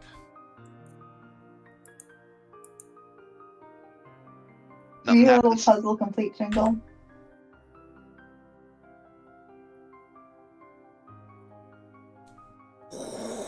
The lights from within the forge burn bright. Steam fills this chamber, and you almost see it almost looks like it's gonna rush and hit you, and then you see the fires seem to stop it, and you see this big bubble of steam and heat gets brighter and brighter.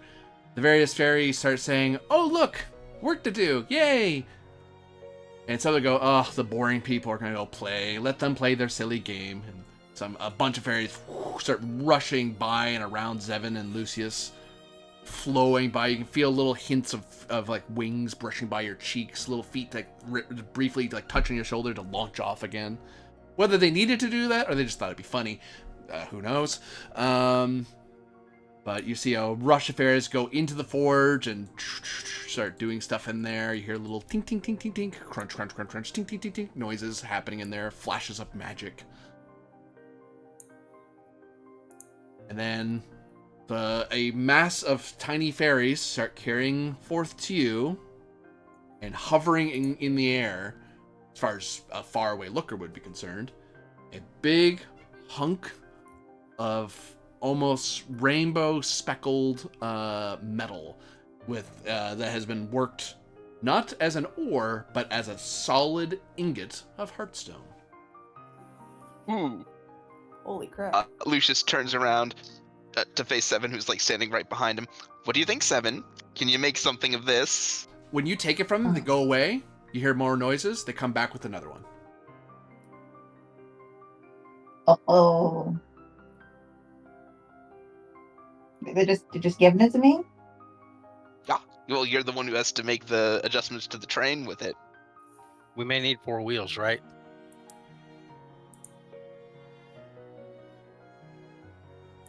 And I will point out, you will note that each time you take an ingot, they'll keep giving you one.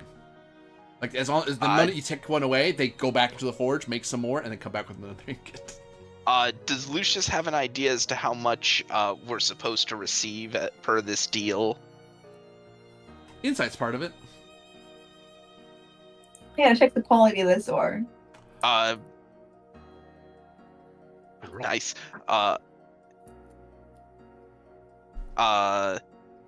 Is that for checking the quality of the ore? Yeah. 7? Okay. And for me figuring how much we're supposed to take, insight's part of it. Is this an open roll? It's, to figure out how much you should take, insight's part of it. It is an open roll. To figure out how the quality of the ingots you're getting back, the worked bars, that's also insight. But that one's a closed roll. There's a specific number you're trying to hit. I'm going to help Lucius. Yeah. 7 got a 14. I got a 9, assuming no assistance. I will aim to assist. I assist. Okay.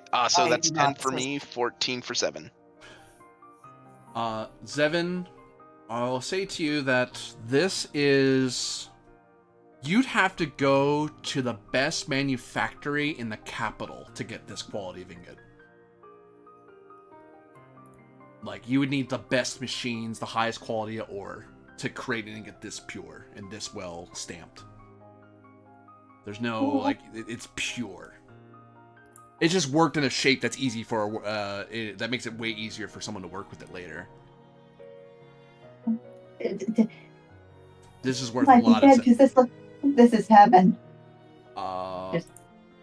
Each I'm bar... going to kiss the ingot. Each bar is worth 2,000 senet.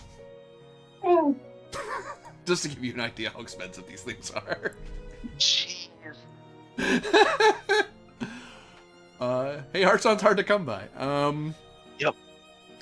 Well, hey, at least now, boy, I'll tell you what, we know that there's a source of this stuff here.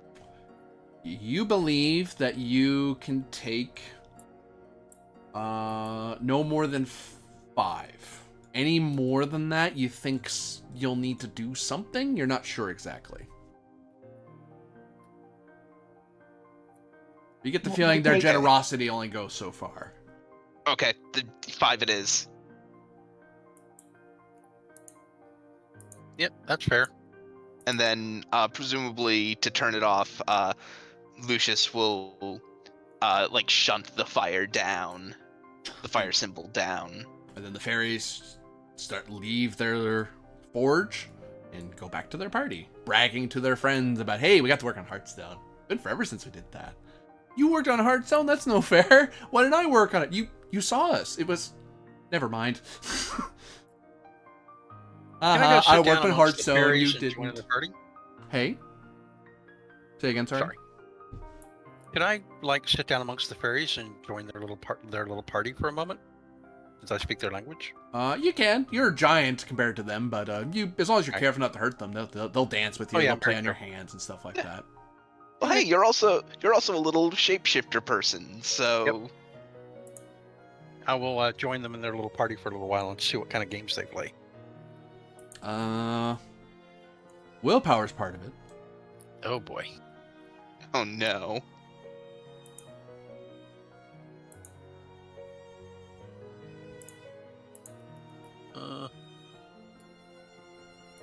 Well, guess we're gonna have to leave Aether with the fairies. Aether. Time goes by fast in the realms of Fae, amidst their parties and balls and grand festivities. And for you, a magical week has gone by. But you remember your friends are still out there, and you're not sure when they're going to leave. You get the feeling if you hang around too long, they might think you're stuck here. You might want to get going. However, you do benefit from having taken a full rest and have taken new camp actions. Oh, okay. Sweet. Cool. partook of fairy time dilution. Sure. That's good. I needed the So just recovery. sitting there for like a couple minutes for her it's a week? Or are we all resting? Just her. It's for you. Just Aether. Funny. Okay, so I will let me tell you for recover free. myself. I'll tell you for free, Aether, that you basically are. This is like a mini kingdom of fairies, and this is their greatest manufactory. Their grand forge. If it's the actually Hearthstone a little forge. kingdom during that week, could I have spent some Zenith and recovered my inventory? Certainly could. Your inventory, do when that it grows back to normal, will look weird because it's fayish magic fine. and it grows with you. And it look like one thing. Like some of your inventory will be like, oh, that's a potion. And it's like a flower that if you sniff at it, it gives nectar and then it collapses. Things like that. Like it's all fey oriented, but it works. Okay, This is cool. you have interacted with the old world natural magic, a world that is probably way more familiar to more Duncan than the rest of you. This sort of kingdoms, more Duncan, are probably a lot more common where you come from than here in a mountain somewhere. This is actually these are rather eccentric fae. All right. I think it seems most appropriate to say that I also spent a good portion of that week daydreaming. Sure. So I'll take the daydream camp action for myself. If you had failed, you would have been romanced and would have had a hard time to leave. Oh wow. Okay. But yeah, I'll leave at an appropriate time though, and then when I come back out, I'll realize that not much time has passed for them, and I'll be like, "How long have you guys been standing there?" 6 minutes? I'll be like, "I swear I spent a week there. I had the best time. Oh, the plays I saw, the music, the food. I could just You go on and ate on about it." something? Well, I mean, I was hungry. And it was a party. It was My like a big head in my pit, in my hands. We're so lucky. Well, like Aether would have heard any of that in the Darklands, you know? Never That's eat pay food. Yeah. That's good for you, Aether. Good for you. Anyway, well, did we get the Heartstone? I And almost he forgot what we tapped- came here for. And he taps the pile of 5 ingots that 7 is presumably drooling over. Okay. She is smooching him. Then I will polish my shield and put it on and put away my little party hat, which is just spinning merrily on the top of my head. I'll put it in my pack and say, "Well, I guess we're ready to go then. Sorry if I held you up any." Aether burps for a second and bubbles that glow blue and pink float away from her. I look so well rested and so happy, like I had a vacation. Yeah. And I guess we'll leave the forge room. Mm-hmm. Let's not cross that line. I don't trust those. Yeah. So Agreed. you all ascend out from this mine. Yes. Yeah. Sure, you don't want to take anything with you? Oh, no. We're I learned good. the hard way. To High Mount we return. Ooh. Yeah. I got a full rest out of it. I feel pretty happy with that. One other thing Lucius wants to try to puzzle out in his That? head while we're on our way up. Because we traded directly with the dwarves down there, do we still have to go pay fealty to those dwarves in the next city over?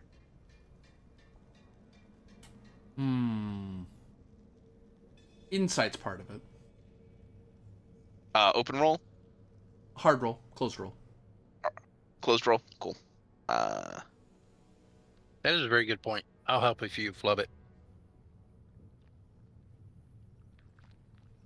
Another 13. You think about it.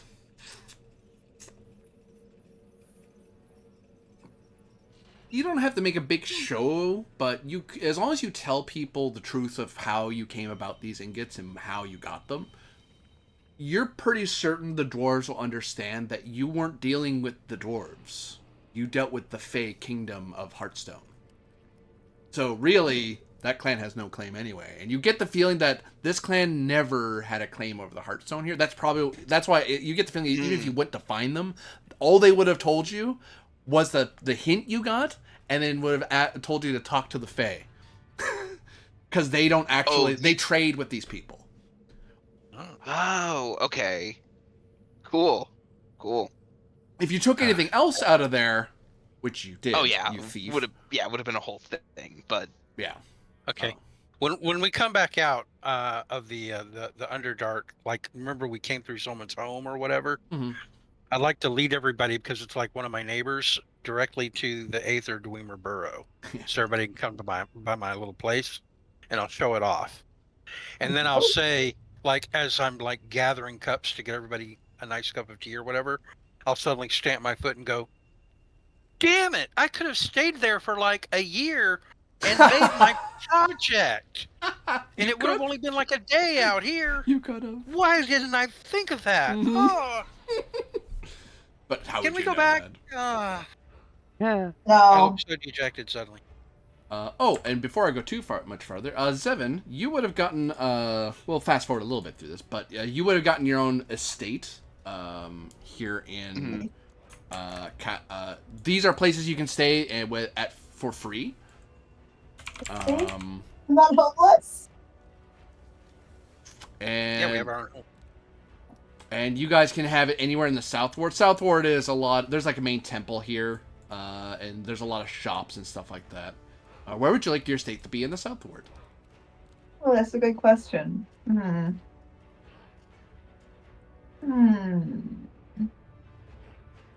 Meat Hall, is that the merchant district or no? That's mostly big shops and big stores and stuff like that. People do live there, but they live like above their shop sort of thing. South Ward is more of a place people happen to live. It's the newer, nicer part of town near the wall. But also very close to shopping, so it's a lot easier for someone in South Ward. You want to go here? Here. This big building here? Or I need space to work. Oh yeah, I want a big old building. You also get to customize it a little bit. What kind of estate would you want? I want a workshop. So Zevin's workshop.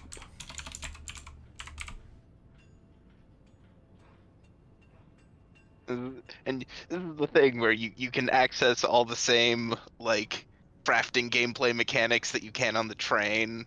Mm-hmm. That place there, yeah, you would become, you would find that a lot of your neighbors would be perfectly willing to help you, like, you have to go find your friends, so you give them some basic instructions on how you want it to look and stuff, and they would, because the people funding this place is Castle Highmount, the Duke, so they'll do whatever to spice it up. So by the next time you go there, you get the feeling you're going to see a really decked out, as good of a as a Magitech workshop as they can manage in Guacamole. But there's dwarves here; they know Magitech to some degree because they deal with Ascara. So, but it'll be kind of different. Homeless. I'm not homeless. That's Aether's Dwemer Barrow is kind of it's underneath the city still, and this is where you're like way after ascending out of the deep mine. There are like old mines that used to be used for like iron and silver and whatever, and then around there every so often there's like a little garrison that's been repurposed into a home or a meat hall that's now like a big like community center sort of thing, and then tucked away, there's this nice little worked burrow where Aether lives. But still very dwarven Art Deco styling, so. It is kind of small. How high is the ceiling? Enough your head's brushing the ceiling. You're aware of the ceiling constantly. It's meant for dwarves, not not tall people. I'd say you could stand in there, but you wouldn't want to jump up and down. No. Yeah. Umbrinius has to like squat. Yeah. Well, I mean, I have tall people friends, so I've got big chairs and couches that are plenty comfortable for you guys, right? Like it's not just built for me. I knew I'd have guests like you coming over. Yeah, So tall people, if they're I, clever, sit rather than stand around. Which, hey, it's comfy I, at least. I decked it out with furnishings so it will be very comfortable for all of you big people. It's fine. Lucius is like laid out on like a chaise lounge, like a decadent. I see that in the bottom left. The most fancy name. Oh yeah, Lucius, you're still slowed. Yes, I am. You could donate to a good cause. Me. Well, the problem is then it'll be your problem. You'll be slowed. Um, Well, is there any big purchase you need to make? Before Here's we, the other thing. Here's the other thing, though. Do I get the? Am I now aware that the coin is what is causing me to be slowed? You can feel it. I mean, Okay. I got a good cause it can go to. Besides, like that I can send it to. Oh, like if I give it to you, you have something you can spend it towards. Yep.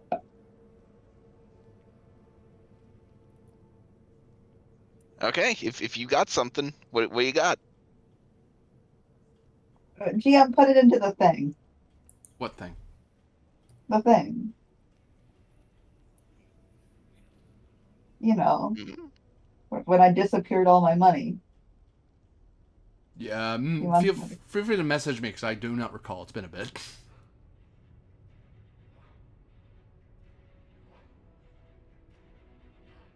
Alrighty, 1 second.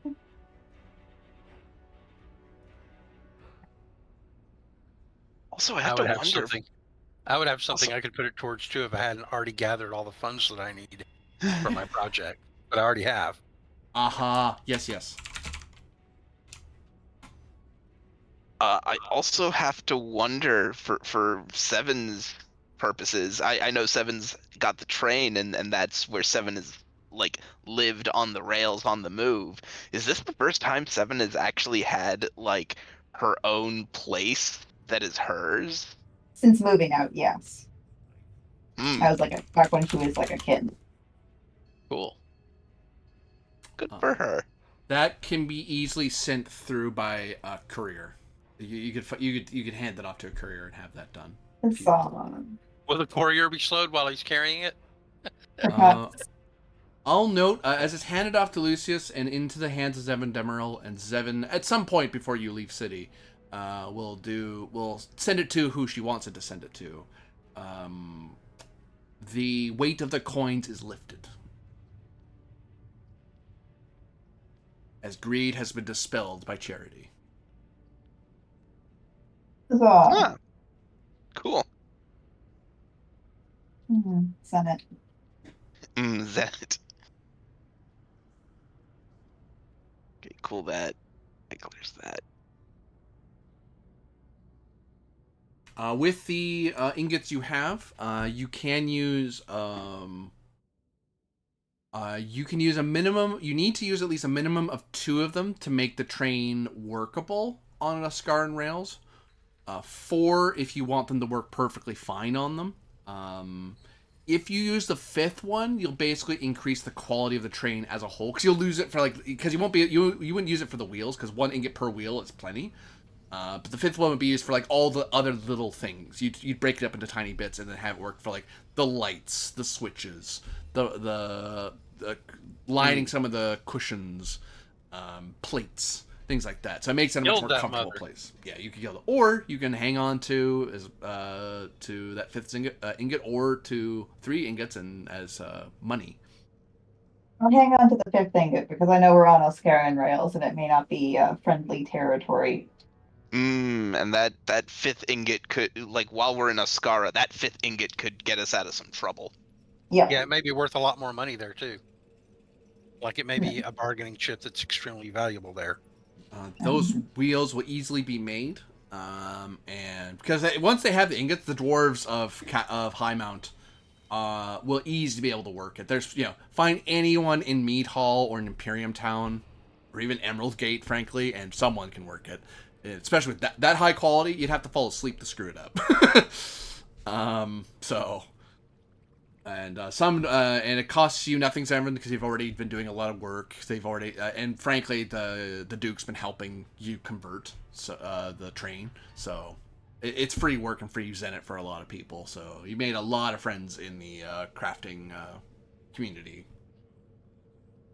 I'll also say you will have at least one free day to just rest, so all of you can get back without doing a camp action. You can easily rest and get all your HP and MP back. Because you all have homes here. Okay, There's no cost to you sleeping here. Yep. I will also, at some point, stop by a shop and pick up 20, 20 points worth of inventory. Very good. Mind if I run to the bathroom for just a second? I'll be right back. Go ahead. Yep.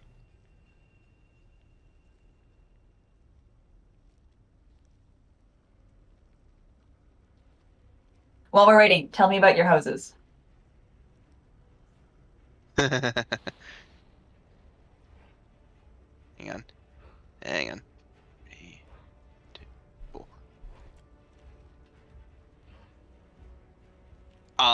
I have like a big fancy, like almost Renaissance Italy style palazzo.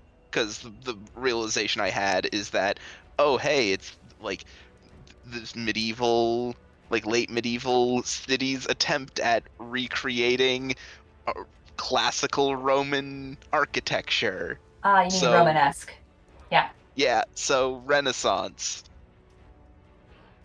So a Renaissance palazzo, great.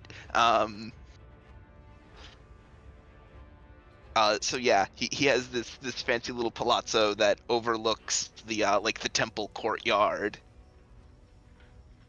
Gets to lounge in luxury, or is it like restrained? Or is that word not in Lucius's vocabulary? That word isn't in Lucius's vocabulary. Never has been, never will be.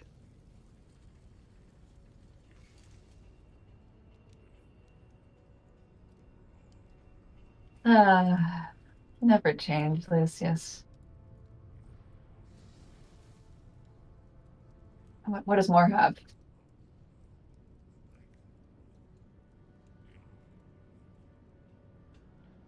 More has BRB'd. Fine, keep your secrets then. I think they had like a little trading post, Aw. if I remember correctly. Wayfarer's Rest.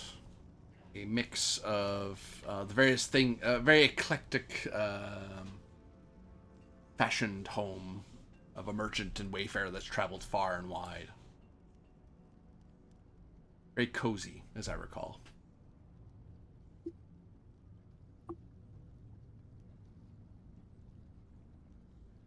A huzzah. Huzzah! I remember it's like full of keepsakes and souvenirs from her many travels. Mm-hmm.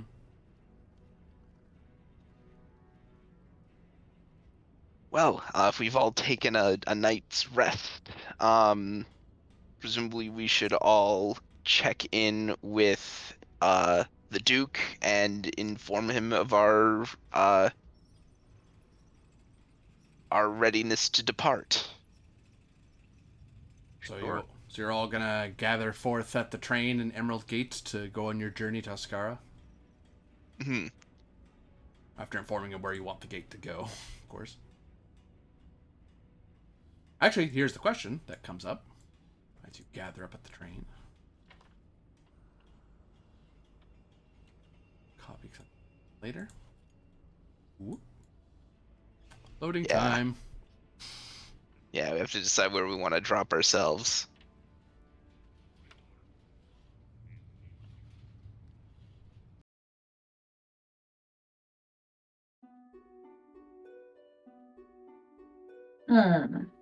This is this is a question for Seven. All right. Well, to me, we've got two options. one, we drop in the capital, Alcazar, or nearby, enough to not arouse suspicion, you know. Option 2, my hometown.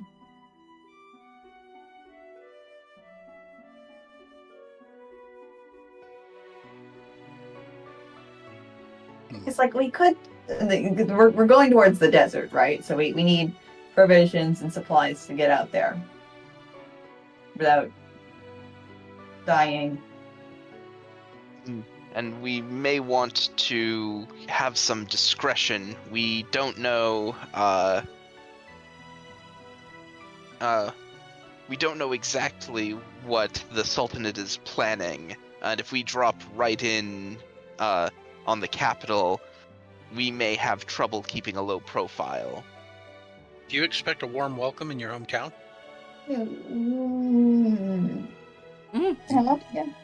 Yeah. More or less. We What also is don't know what the this? sorceress is up to or where she went exactly, so we should be Wow. wary of that. Additionally, what is this city here?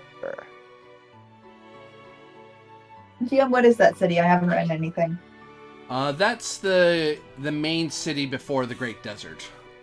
That's where most of the great expeditions out into the desert come from. Because the main 3 cities, well, there's main 4. Sorry, there's this city, this one, and then this one. So each city basically represents each of the main provinces or regions. So there's the capital region, which holds like all the very rich mountains and the riverway, the ocean way. No wonder I didn't see.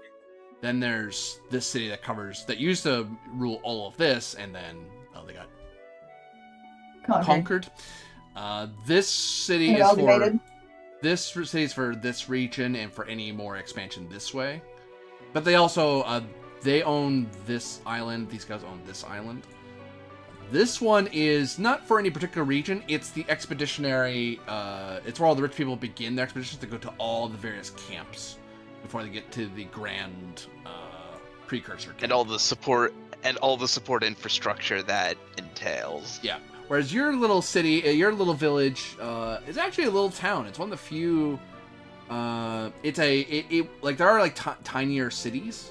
Like these are grand. Sorry, these big ones are metropolises, like massive with palaces, grand floating monstrosities and works and stuff. The only thing more grand than all of them put together is the capital of Alcazar. Whereas yours it's a proper town. It's not a tiny village like this place here. Like people happen to live there. It's a place to work. Away from if you can't afford to live here, then you live here, sort of thing.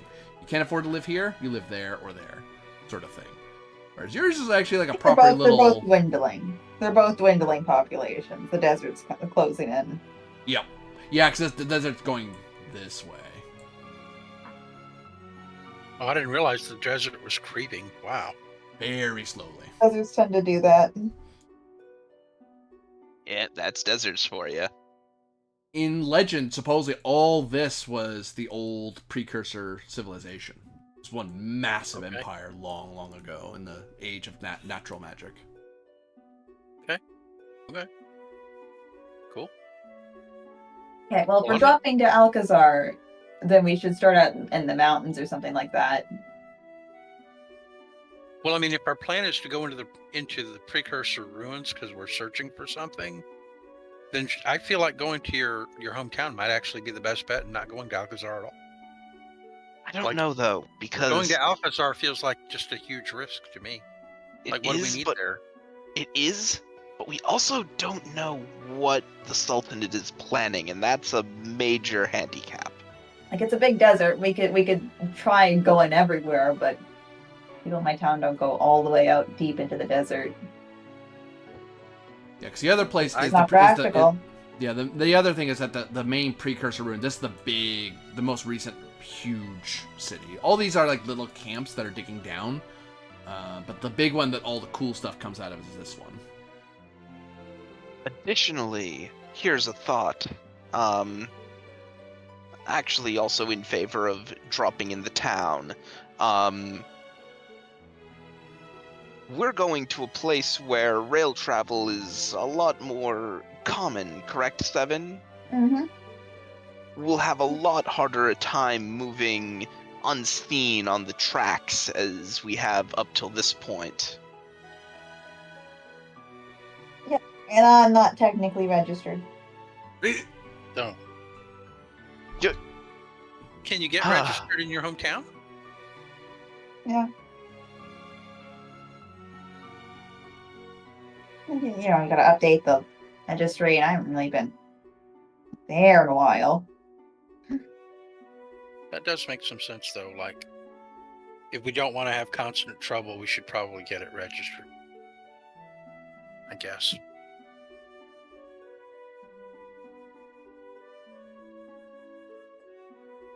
I don't know. Right. We'll cross that bridge when we get to it. Yeah. So then, how about stay here? Oh no, that's the path from here to there. They could drop us in the desert, and we could. Get back to town. Roll in on a ley line. Is that what these purple lines are? Is ley lines? The blue lines. Sorry, yeah. The only question is the Duke able to drop us in tiles that we don't know what's on them? He can, but he would advise it's dangerous because he doesn't know what's there either. You could drop right in the middle of it. You could drop right in the middle of Metropolis for all he knows. Yeah. So in that Yeah. So in that case, we should drop in the desert because that way there's no risk of damaging anything. Well, then we'll need supplies for that. We're gonna need some face masks and also some water supplies. What? Ooh, you want sand in your eye? No? No, I'm not a fan of sand. It's coarse, it's rough, and it gets everywhere. You lose 2 Better get levels. used to it. Look, Lucius would. I mean, look, his taste in men is his business, so. Okay, well, sure. Okay. Let's gear up then. I'll trust you to buy us what we need. I don't know what I need. You basically will spend some time basically rejiggering your existing inventory to be for desert travel rather than the Mediterranean travel you've been doing up to this point. No extra cost, but if you need special gear, if something bad happens, like if an obstacle or hazard comes up, then you'll need to spend into your inventory to pull a mask out of it. But you have a reasonable narrative reason why you would have shifted over your gear from Mediterranean stuff to desert stuff. Yes, it was so nice. We could open the windows, and there is not a deluge of sand pooling in the cabin. We're shifting over to the Askaran character outfits for this chapter. Right. We have in-game costume unlocks for the new section of the game, right? Yep. Yeah, well, because pit hat with goggles on it, my ears poking out. Yeah, well, because we got the Coriastellum ones back at that dinner party. Right. Well, you guys did. I just got a maid costume. Yeah. Anyways, yeah, 2 spaces out in the desert. So you want to appear here? Here. Yeah. Question. Zevin can answer this more than I can. How would your village respond to a train riding on the ley lines toward them? Because most of the rails are from here or from here. You're coming out of the desert to this place. Do you think they would act weird at all? Yeah, they will. Okay. They need to take it in slow. Might take 2 days. All right. So a large object coming at full speed out of the desert normally isn't a good sign. that might be a monster. For all you know. Might be a ghost train. You never know. There have been stories about conductorless trains.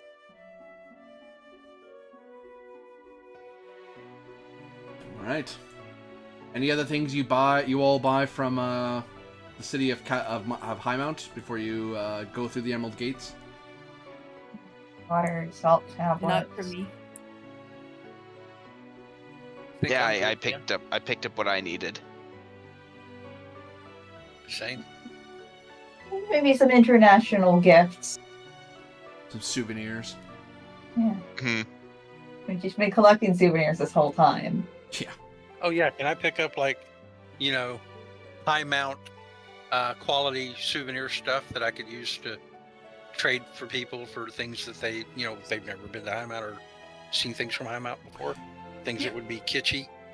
Consider you could invoke. I think you can adjust your backpack to adjust this, but you can, or any of you can. 'Cause you've traveled to more than one land, so you can spend inventory points as a way to give you a bonus on trading with somebody, because you can give them High Mount souvenirs or Coriastellum souvenirs that you've found, or even Darkland souvenirs. For 1 point, it'll give you +1. For 2 points of inventory, it'll give you +2, because you're giving like a better quality souvenir. Right. Okay. Cool. Yeah, we've even been to like cities and towns in the Darklands, which people didn't even know were there. Yeah. So those would be really valuable. It's like, will they be super high quality and shiny? It's the Darklands. Shiny things get stolen. But they'd be cool. Like, it's like, oh, hey, look, a cool blanket. No one would ever make one like this. Or here's a cloak that's really good at not taking up moisture, because they live in a marsh for the most part. Right. Feds water. Yeah. Yep. So, cool. Your train sits before the Emerald Gates. The massive runes glow. A big crowd shows up this time as people are cheering. They did that last time we went to Coriastellum, and they're very happy for you. And lots of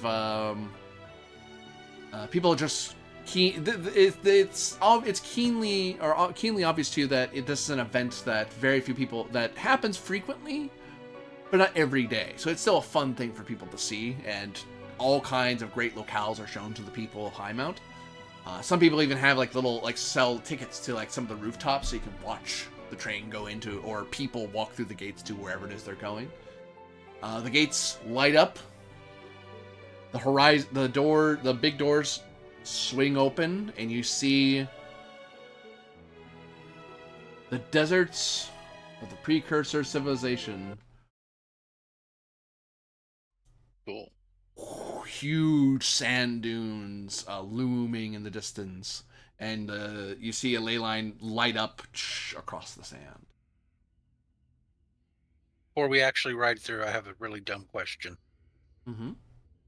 I'm gonna look out the side of the train at the crowd that's there to see us all off and wave and cheer, and I'm gonna look and see if any of the kids have stuffed toys that resemble any of us. Oh yeah, that'd be very common. There's little dolls of each of you that some people have. No. Okay. I was just thinking, the little Aether plushies must be adorable. Yeah, well, and I imagine, funny about that. that's also, I imagine that also adds to the excitement of people wanting to go see it off, because Sure. it's not just anyone using the gate; it's the hero, right? The heroes. Yeah. Well, I mean, clearly yours and your two men are men at arms, so they're like action figures with little toys to collect, and like weapons, and shields. Oh, God. They're little plushies with little plushy spears and little plushy shields, and they can kind of play with them and stuff. Okay. Zeving has a little extra train that you can have. You can the train. There's a special train set you can get where it fits all of you in there. The roof opens up. Oh, So they that's can move adorable. I should have gotten royalties. Yeah, we should have put that in our own collection. Yeah, I just thought it would be a little silly but fun and cute, so I had to ask. All right, windows up, air conditioning's on. And the train is a lot nicer. It's cleaner. It's more up to date. He renovated the interior. Nice. When you first got on this train, when you were back in Oscar, with the outer territories, it was nice, but it was worn out, right? Now it actually looks good. Feels nice. It's comfy. It's not just a train anymore. It's a home. Nice. Wow, you've done wonders with the place. It's beautiful. Uh, And then I climb up into that little baggage compartment. The controls await your command, Zevin. all right, let's take her in slowly. Yay! People start playing music and stuff. People start waving, throwing streamers. Through the gate you go. I'll wave back at the people. Lucius will also do the wave. He's doing like the royal like queen wave. Have any of you opened the windows? No. I heard at least one no. All right. It's one I got no. I got that warning, so yeah. Yeah. Did If you Lucius give him really listen? would he really listen? No, he would not. He needs the attention. Yeah, you stuck your head out. You're fully leaning out to wave. Yeah, he is leaning out and he is about to get a mouthful of sand. Yeah, we're gonna go through it. He's gonna get that mouthful of sand. Hey, As he deserves. Lucius, you have a Yes. check coming your way. Oh, The God. deserts are not nice. They are unforgiving and a wild place. I will call upon you a roll of Oh, it's so good. might. That's part of it. Oh no. She warned you. You know what? Just because it's fun, I'm not even gonna make this insight. I'm gonna do might willpower because that's an endure roll. Nope. I'm leaving that. That's too funny. You get blasted with the uncompromising winds of the precursor desert and suffer 20 damage. As the It's sand blast. It's you. It's Yeah. coming through the portal at pretty Sand high blast. velocity. Yeah. it's like There's safe, a safe, difference in air safe, safe. pressure. Yeah, safe, safe, safe, safe. You pass through the gate, you start rolling onto the ley line, and then and all the sand just rakes across you like sandpaper.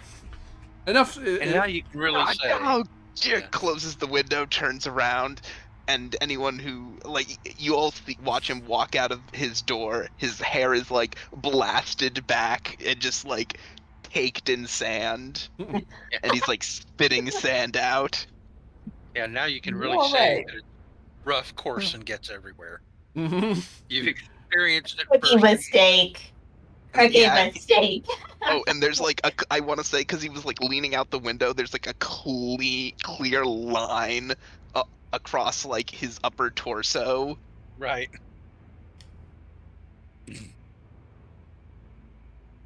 I'm checking for somebody. That's so stupid. Thankfully, someone didn't make progress where you guys were adventuring. I should check for somebody else. Thankfully, the other person did not make much progress on their plan. Yay. You did not People want are me to doing roll things high while we're in either case. Yeah. That would have advanced clocks. Huge. Oh, well, there's one more clock I need to check for. There are bad guys up there. But that one's opposed because there's already a hero up there trying to do something. Hey, I want to do a thing. Take that. Well, too bad. I'm a good guy. Take that. Ha! Get wrecked. The clock goes back as the hero that went to the the hero party that went to the Golden Continent, actually make some progress in Beat slowing back down their your clock. plans. Nice. That was money well spent, everybody. money well spent. Oh yeah, there's your Yep. guys too. Sorry, hold on. I have to check for your guys now. That was the party that was already there. All right. What about them? Hey! Critical. Whoops, other way. Damn. 1, 2, and I'll give it another 1, 2. As the original party that was already there, led by the Dragoness Apentia, was already doing a lot of cool stuff, met up with your adventurers, wondering how the hell they got here, found out you sent them. They worked together to do a lot of stuff to try to stop and figure out what's really going on in the Golden Continent. Oh, slick. So yeah. Nice. Welcome.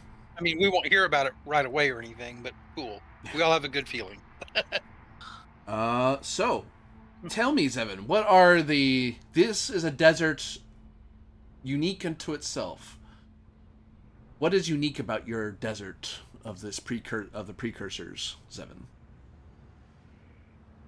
What is wrong with this big. place? It's warm. In a couple places, the sand has been glassed over. A couple regions here and there. Occasional spires reaching out of the sand, precursor ruins, and some just stone, and others fragmented. Something burst them.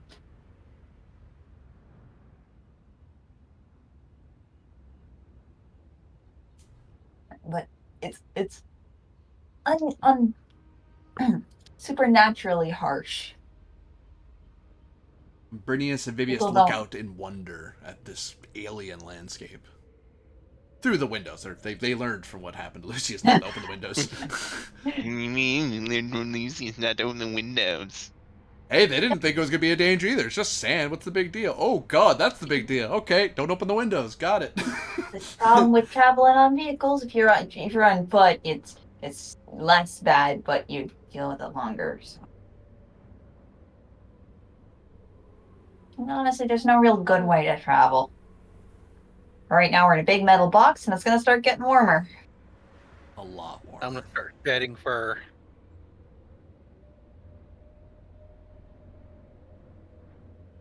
The huge towers that make up the gate of the Emerald Gate. You see them. It's almost like the sand blasts them away, and they kind of flicker and vanish. A mirage. Like a mirage, indeed, actually. Which to some far-off viewer, the hell was that? Desert's full of weird stuff. You know what? That's the least weird thing out here.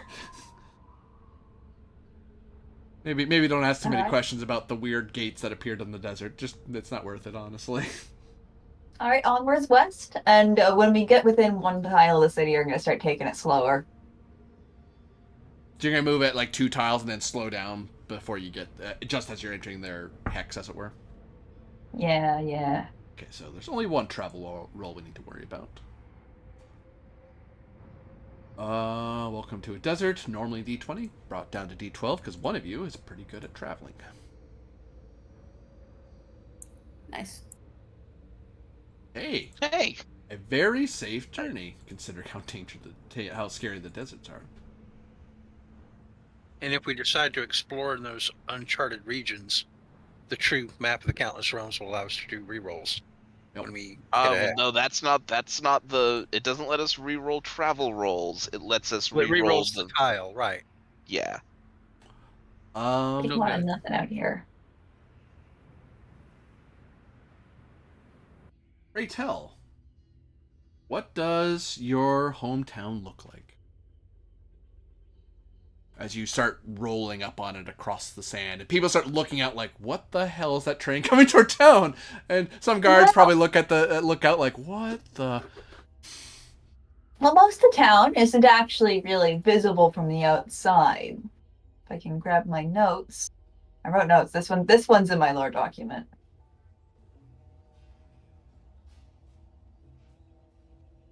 Between the cliffs is built in kind of a sharp valley with like these kind of, remember those sharp rocks I was talking about? The hills kind of, it's like the whole hill just kind of split open. There's kind of this crevasse.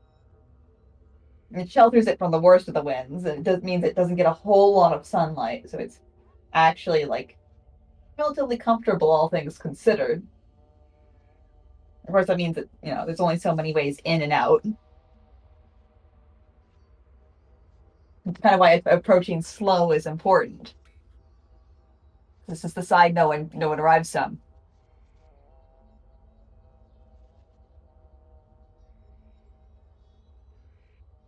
And the houses are like partially just like built right into the rock, like extrude slightly. The entrance sections are built, but the interiors are more carved.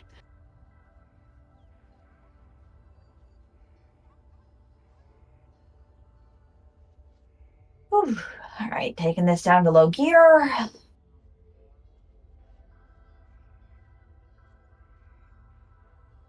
So, how's everyone liking the desert? Hot, uncomfortable, gritty? I can I'm see why you still left. Yep. I'm still picking hair out of my hair. I'm still picking sand out of my hair. It's quite dry. And it's been like a day. Yeah. I hate this. I hate all of this. Why did we come here? Well, he gets sulky, doesn't he? Vibius nods and Bernius nods. Oh, by the by, Seven. Something that I needed to run by you, or at the very least, Lucius would have run by Seven at some point. Um, he is going to present Seven with the notes that he was given back in Wokomal about the possible existence of the Greater Arcanum cards in Oscara. Right. Yeah, we have like a quest. He's better to get earlier.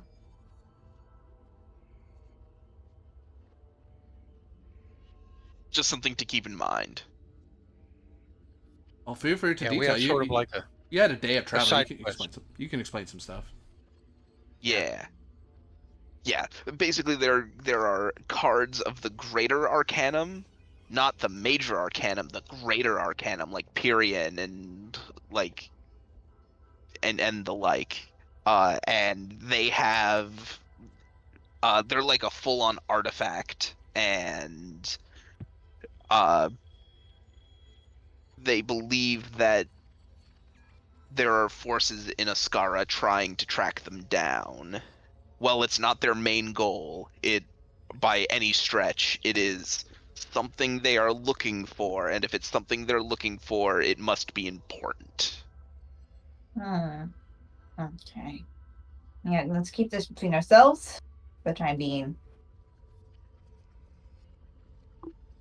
And we've seen how powerful the Greater Arcanum can be. So any kind of artifact relating to them. Yep. Well, as I say, bury your secrets in the desert. But we have basically nothing else to go on. Right. Other than We the only know fact that that records of their creation would be good, but actual finding them would be like outstanding. yeah. Mm-hmm. So It's like a side quest. yeah, it's a side Mhm. quest.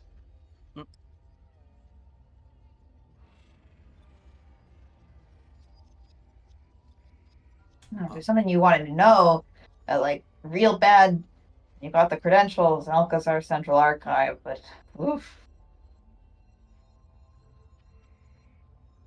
One Would hell we of a have to good go to reason as outsiders. Would that be like something in the capital, basically? Yeah. Aha. Well, that would be a The reason to go other the other regional ones have backups of some of the archives, but not. there. Aha. You notice a small unit of sand elves have marshaled themselves off the tracks, kind of in your way as you're approaching the settlement.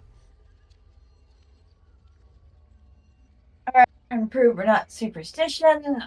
I'm gonna bring us to a stop. Customs.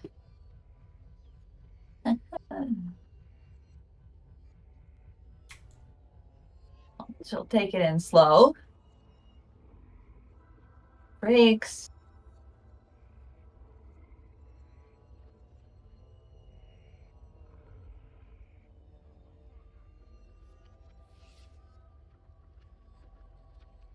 And they all they take up their magic cannons and aim it in your general direction.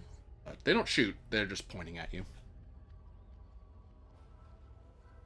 Get out, get out. I'm going to come out with my shield. Comes out with their hands up.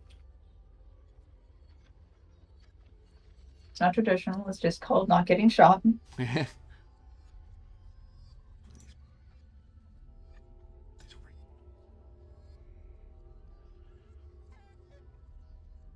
These Alright. elves look to be shaped of clay wearing their that's almost what you would think is like they were crafted from the very sands and clay of the ground itself, but the long ears kind of give away what they are. They look like Zevon, frankly, in skin tone, but these people are an array of different armor.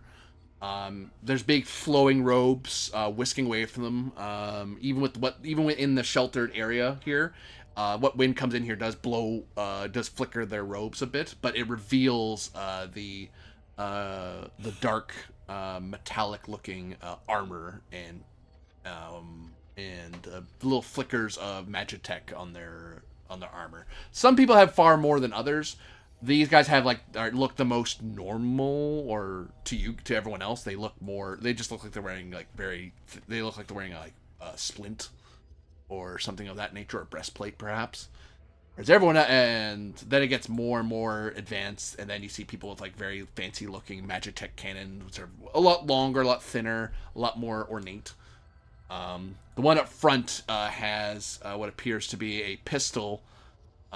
Probably way less powerful than Zevon's weapon, but it's more meant as a method to cast spells through a gun, rather than alchemy. So it's preset to certain things it can do. And on the other hand, you see this long sword, kind of a curved sword, out. They're not the one pointing anymore once they see Zevon get out. And in the far back, you see someone with a long staff with floating rings and little stones glittering in the light, what little you can see, and they're draped in a gleaming and sparkling array of circuitry and runes across the fabric. I will tell you, Zevon, does this seem like a very well-armed contingent for your town, or more than it really normally would be, or is this normal for you? We normally have any firearms. So normally it's some, but not this many. Not majority firearms. I'd like to whisper at you as I come out behind you. You don't have a problem with bandits in your hometown, do you? Yes, but I don't have a train. I'll step out. Or did they? I don't remember. Do they have official, are they guards of the town or something? What are these people? You see you see gleaming badges over their left shoulder. Okay. Which seem to have a stamped emblem of something. It's kind of hard to see from this distance. I mean, normally we just kind of have an unofficial militia. They modernized so it's gone? Things could have changed while you were away. We don't mean any harm. How's it going?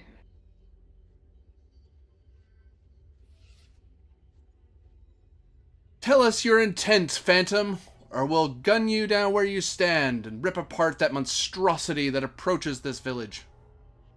Calls out a person whose accent definitely is from the northern half of the continent. They're not from here at all. I will look over at Zevon and say, Phantom? I assure you it's just a normal train.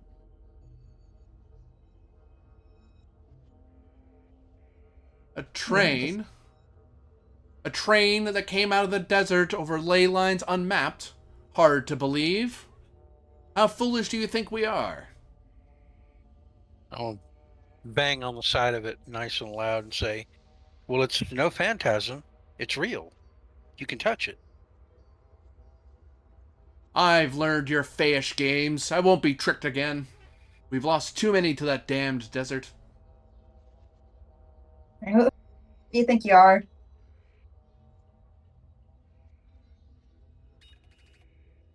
What was that, sorry? Huh? Who the heck do you think you are?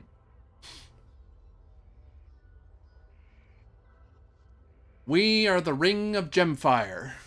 We have been tasked to defend this place from the evils that lurk from the desert. And you, Phantom, better start explaining yourself or turn back the way you came.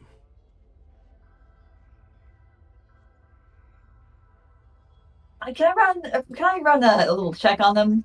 I think see what I can recall. Insight.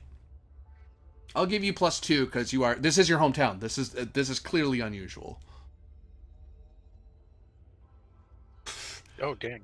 Militias sometimes get hired. I imagine for like if some precursor monstrosity comes at you, maybe it hires some adventurers to go like see them off, or if it was really scary, you'd call in the city to send people out.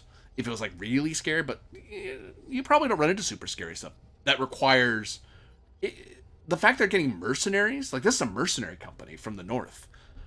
They're meant for fighting off like pirates from the Isles or Wakamal rangers who are trying to stir up trouble or something.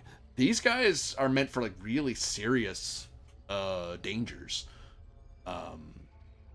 This is, and probably cost your settlement a lot of zenith to hire them. And speaking of phantoms, that's probably not the most common threats are technological monstrosities from the desert and like some of the native creatures that are out there that have been morphed and magitect, willingly or not. But phantoms, that's more of a Darklander thing, like, or a Wakamal thing. So again, it's kind of weird they're referring to as phantoms.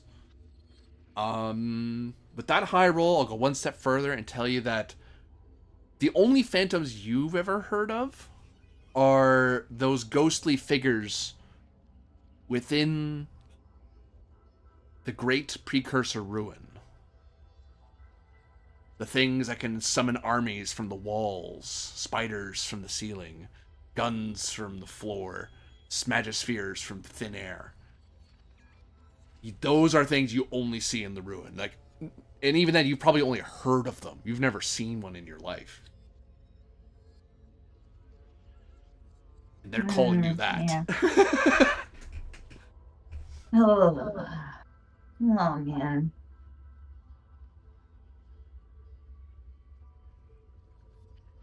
All right, what do I tell him? I'm going to lean over and say, do you have family that live here that some of them might recognize? Yeah. Maybe you should invoke your family. Okay, all right. All right, I'm here to see the Demerol family. Business stuff. So don't worry about it. It's fine. How well-to-do are the Demerals, Zevin? I mean, Grandma is pretty up there when it comes to like town government. I'll It's give like, you will. you know. I'll give you willpower +2. Willpower, will, as part of it, +2.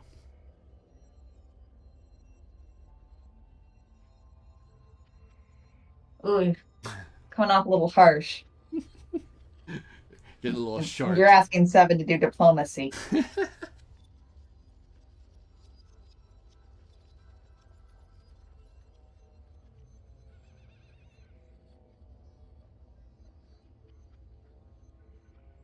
If you speak truth, you mean only to return home, Phantom, then let's see how true you can be.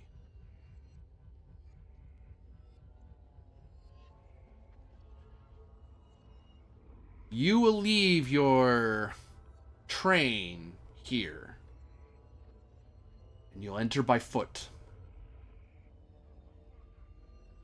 And you shall pay a toll of 10 zenith each.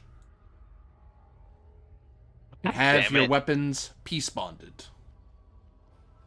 And your Let's counteroffer that. magic cannons unloaded. Your bows unstringed. If we find you do anything of hostility, we will attack you where you stand.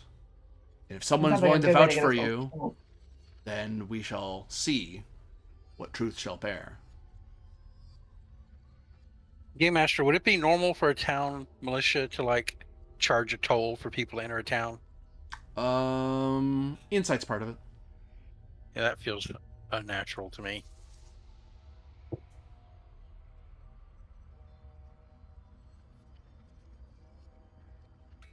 Yeah, I'm calling BS on this. Another day, another Lucius having to pay 30 zenit. It is unorthodox. It isn't normal, but sometimes, especially in the further east you go, like when you're thinking of Oscara or the Great Conet, you may be things that are considered dark sorcerers or followers of powerful masters. They may be charged a tithe to pay for the defense of the city because they don't know that you're allies. So they're charging you a, hey, if you're really a friend, you'll help pay for our town guard. Because you're getting the feeling this toll is meant to pay for the mercenaries.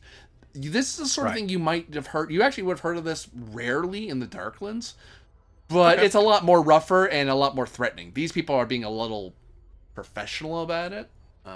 Okay. But it is weird. I will say this isn't normal. This is odd. Yeah. I'll counteroffer. I'll step forward a little bit and I'll say, I have a counteroffer. We're more than happy to pay your toll to upkeep the pay that service that you're obviously providing the town. But we do need to be able to defend ourselves if we are assaulted at any point. So I'd like to push back on that request that we peace bond our equipment. If you are phantoms, you are dangers. If you are here in peace, then you'll stay at peace and trust in our power to defend you. I'm going to look the whole group up and down and say, I'm sorry, I can't trust you to defend me because I don't know you. I can't trust you. I trust my own ability to defend myself. Then go back into the desert you came from, Phantom. I think I can convince him I'm a local. I'm gonna swear a whole bunch. My funny country swears. Right there, they can put their phantom business. And that my family will not be happy if they hear that they kicked me back out into the desert in the middle of the day. You don't. Most of them don't seem convinced. I mean, the regular mercenaries you don't really care about. It's the main captain who's mainly the one you're really talking to. That one doesn't look terribly convinced. However, the Magi in the back kind of meanders forward, kind of taps them lightly, and he's like, "What?" Oh, leans in as that person whispers very softly to them. Nods. Oh.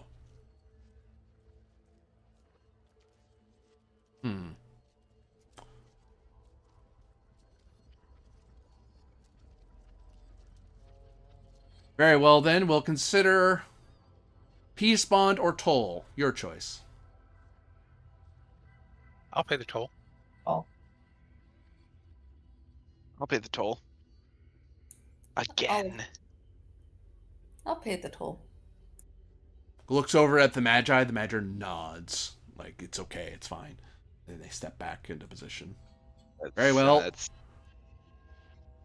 I'll approach him very, very carefully and hand him the zenit.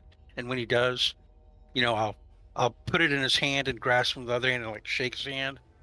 And then I'll let go and I'll say, "Does that feel like a phantasm to you, sir?" Well, I will tell you that when you reach to give them money, they put away the pistol because they need a free hand. They hang on to their sword. Okay. They don't put it away. They'll take the coin into your hand, into that hand. Like you place coin into their hand, right? So what hand are you shaking? Well, I assume they've got their sword in their left hand and the pistol in their right. Yep. Would that be right? That'd be right. Okay. Well, I mean, I'll go to give them the 10 zenit into their right hand, but I'll reach out with both hands and like give them like a handshake when I hand it to them. Like not rudely or anything.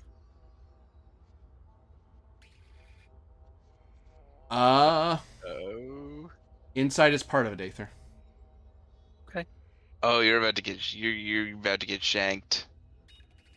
Well, that would be a mistake on their part. Oh, I got a good roll.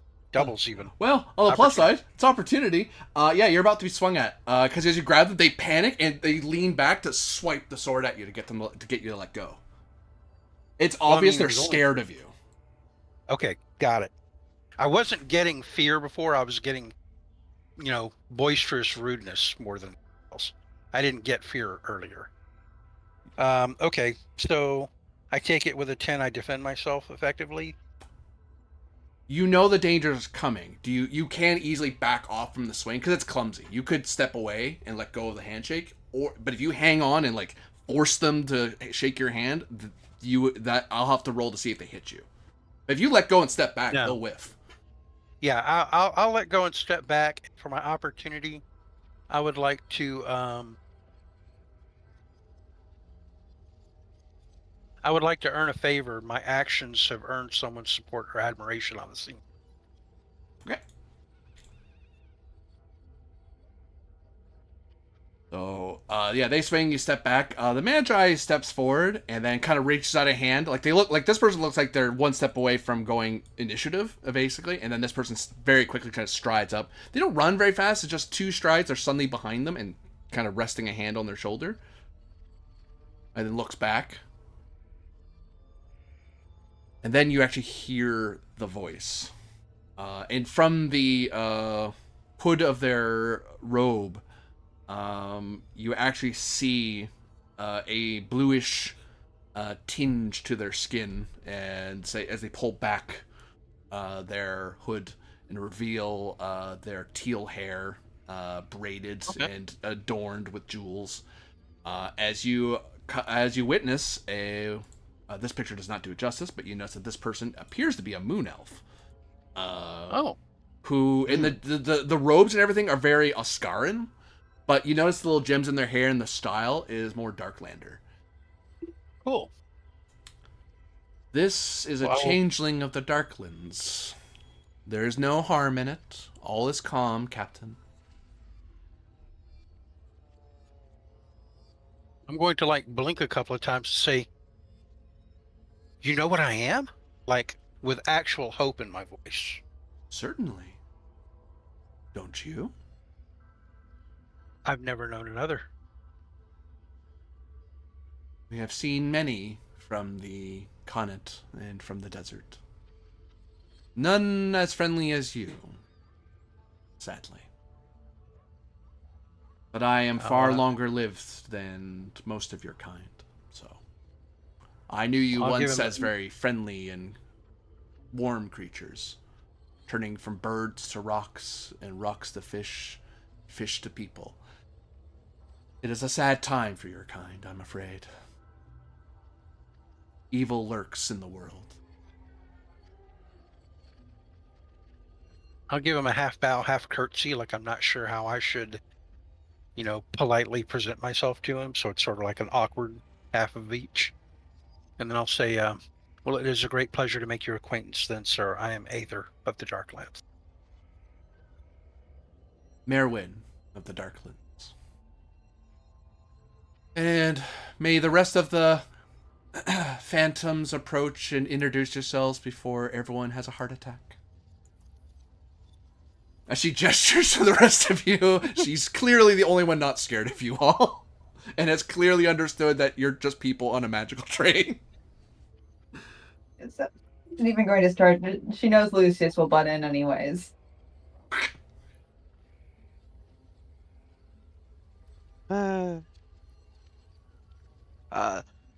Lucius will step forward with a small sack of small little pouch of Zenit.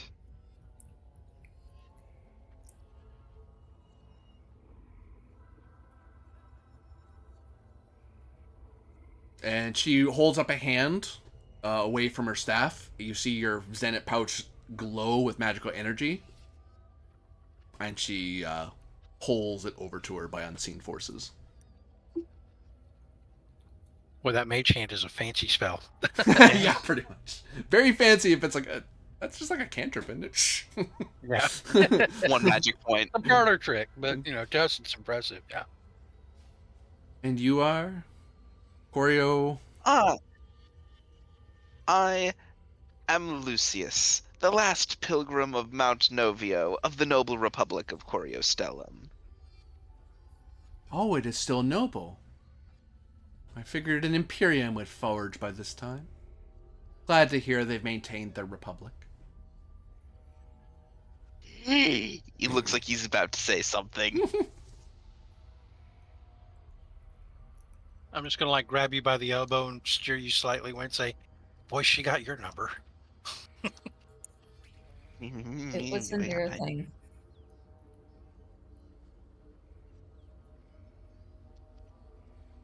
Vibius Hazard. and Brinius in his service.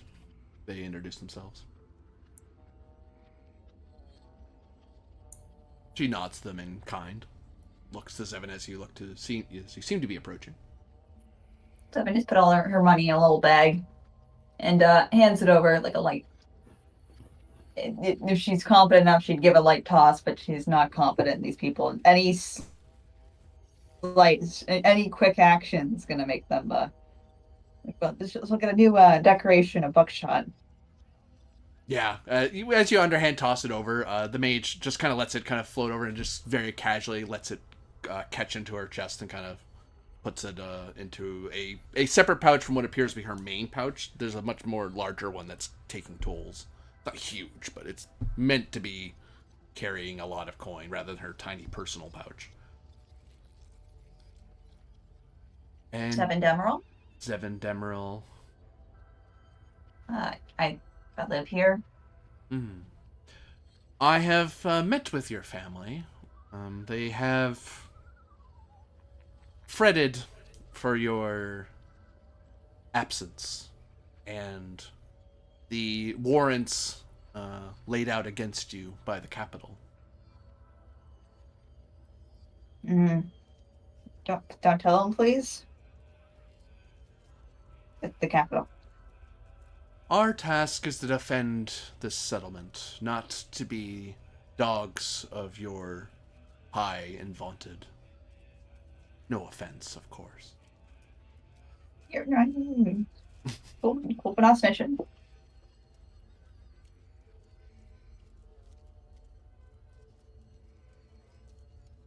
And you there, Islander? I'm more Duncan. I'll hand over my tool. A pleasure. That would be of the northern Duncan clan or the southern one? I know there's two. The northern. Ah, you're very far from home. Shaman? No. Originally a merchant. Oh, well, it's fortunate. We have not seen much trade these days. Many in this settlement will be happy indeed to see things not of the sand. It's everywhere. Coarse and rough. So rough. Lucius Stick says, your head out the window. scratching his hair, and a little bit more sand comes out of it. I'm used to that. It's not getting out. For now, until someone official convinces the captain of our guard and mercenaries that you are not phantoms, shakes head, the train will be under our guard until you come back with some sort of proof of who you say you are. I imagine, looks to you, Zevin, that your family will provide something to that effect. As long as it gets to the captain, we can pull it in afterward. I presume, given your warrants, you would rather it wasn't in plain view. I can illusion it, if you like, from sight. Appreciate it. Nods. Then travel safe and travel well, but I warn you, times are not good in Oscara. The Sultanate is under attack, and everyone knows it. What's it under attack from? Gestures to the desert. Phantoms, it seems. And great monsters and war machines creeping out in numbers unseen. So they say. We have yet to encounter one ourselves, but when we arrived, not long ago. This town was ravaged. We have done what we can to rebuild it, along with the Demerals as support, but we have not heard from the capital since we've arrived, which is never a good sign in the Sultanate. They do not like their toys to be broken. Apologies for being somewhat glib. She nods at you, Seven. The capital never really has cared about here. Not wrong. I'll approach carefully a little bit closer and say, Hmm. if you're not incredibly busy later, after we've seen some of our business, about too much of our business in town, can I make an appointment to meet with you and speak more about not just Tales of the Darklands, but of my people? I have a meeting tonight. I could make some time tomorrow. That would be Before midday at the juice bar nearest the wall. Miss Demeraux will know where that is. Just give Seven a look, like, you know where that is, Yeah, it's my town. I give a grin and say, thank you ever so much. I step back out of the way. Aether, insight's part of it. Uh-oh.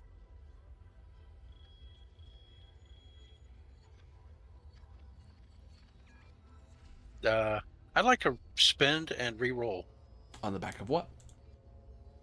On the back of Curious Creature. Yeah. What creature? I am definitely a curious creature. 15. Okay, so that's more like it. And if it's an open roll, it's a 16. You I got a notice +1 rate. that as you're close to this person, there is that musty, barely perceptible over the incense and sand in the area, and the charge of ozone from all the magitech. This person, you can smell a hint of brimstone and sulfur about them. Kind of smell that comes off of the sorceress's tower. Ouch. And Okay. You can see little traces of some sort of tattoo crawling up the elf's neck and on the back of their palms. But they're big. These big robes are covering almost everything. You only just barely notice they're wearing. They have tattoos. Got it. Okay. I'll tell everybody after we're out of here. I won't tell them now. And the magi will step out of your way, and you have a clear path into the settlement. And you notice they'll cast a spell that makes the train vanish from sight. Though Making sure it's locked. Double locked. It's probably wise. And as you all enter, we will call it there.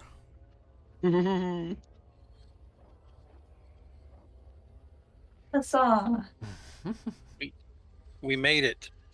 And only one of us got sandblasted. I'm glad not all of you went, yeah, it's not that big a deal. It's just a desert. And the fact that it was Lucius was perfect. Sure. So, for now, all of you watching out there, thank you very much for watching. For those of you playing, thank you very much for playing. And next time, we'll see how these heroes will do in the hometown of Zevin Demeril and learn of the great threat that lurks to destroy all the Sultanate is and will be. See you next time. Bye. Putting Sam's but into Lucius's bedroll specifically. Oh my god. So mean. So funny. That is hilarious. Yeah, there was. I will admit there was a fight you all could have had with those poor dwarves. If you were a little too Yeah, aggressive I and stuff. figured. I was like, Yeah. because I wasn't sure how long that was going to be. It's like, it depends on how good the puzzle is. It depends if you're mean to the dwarves. Depends if you start looting the vault. Right.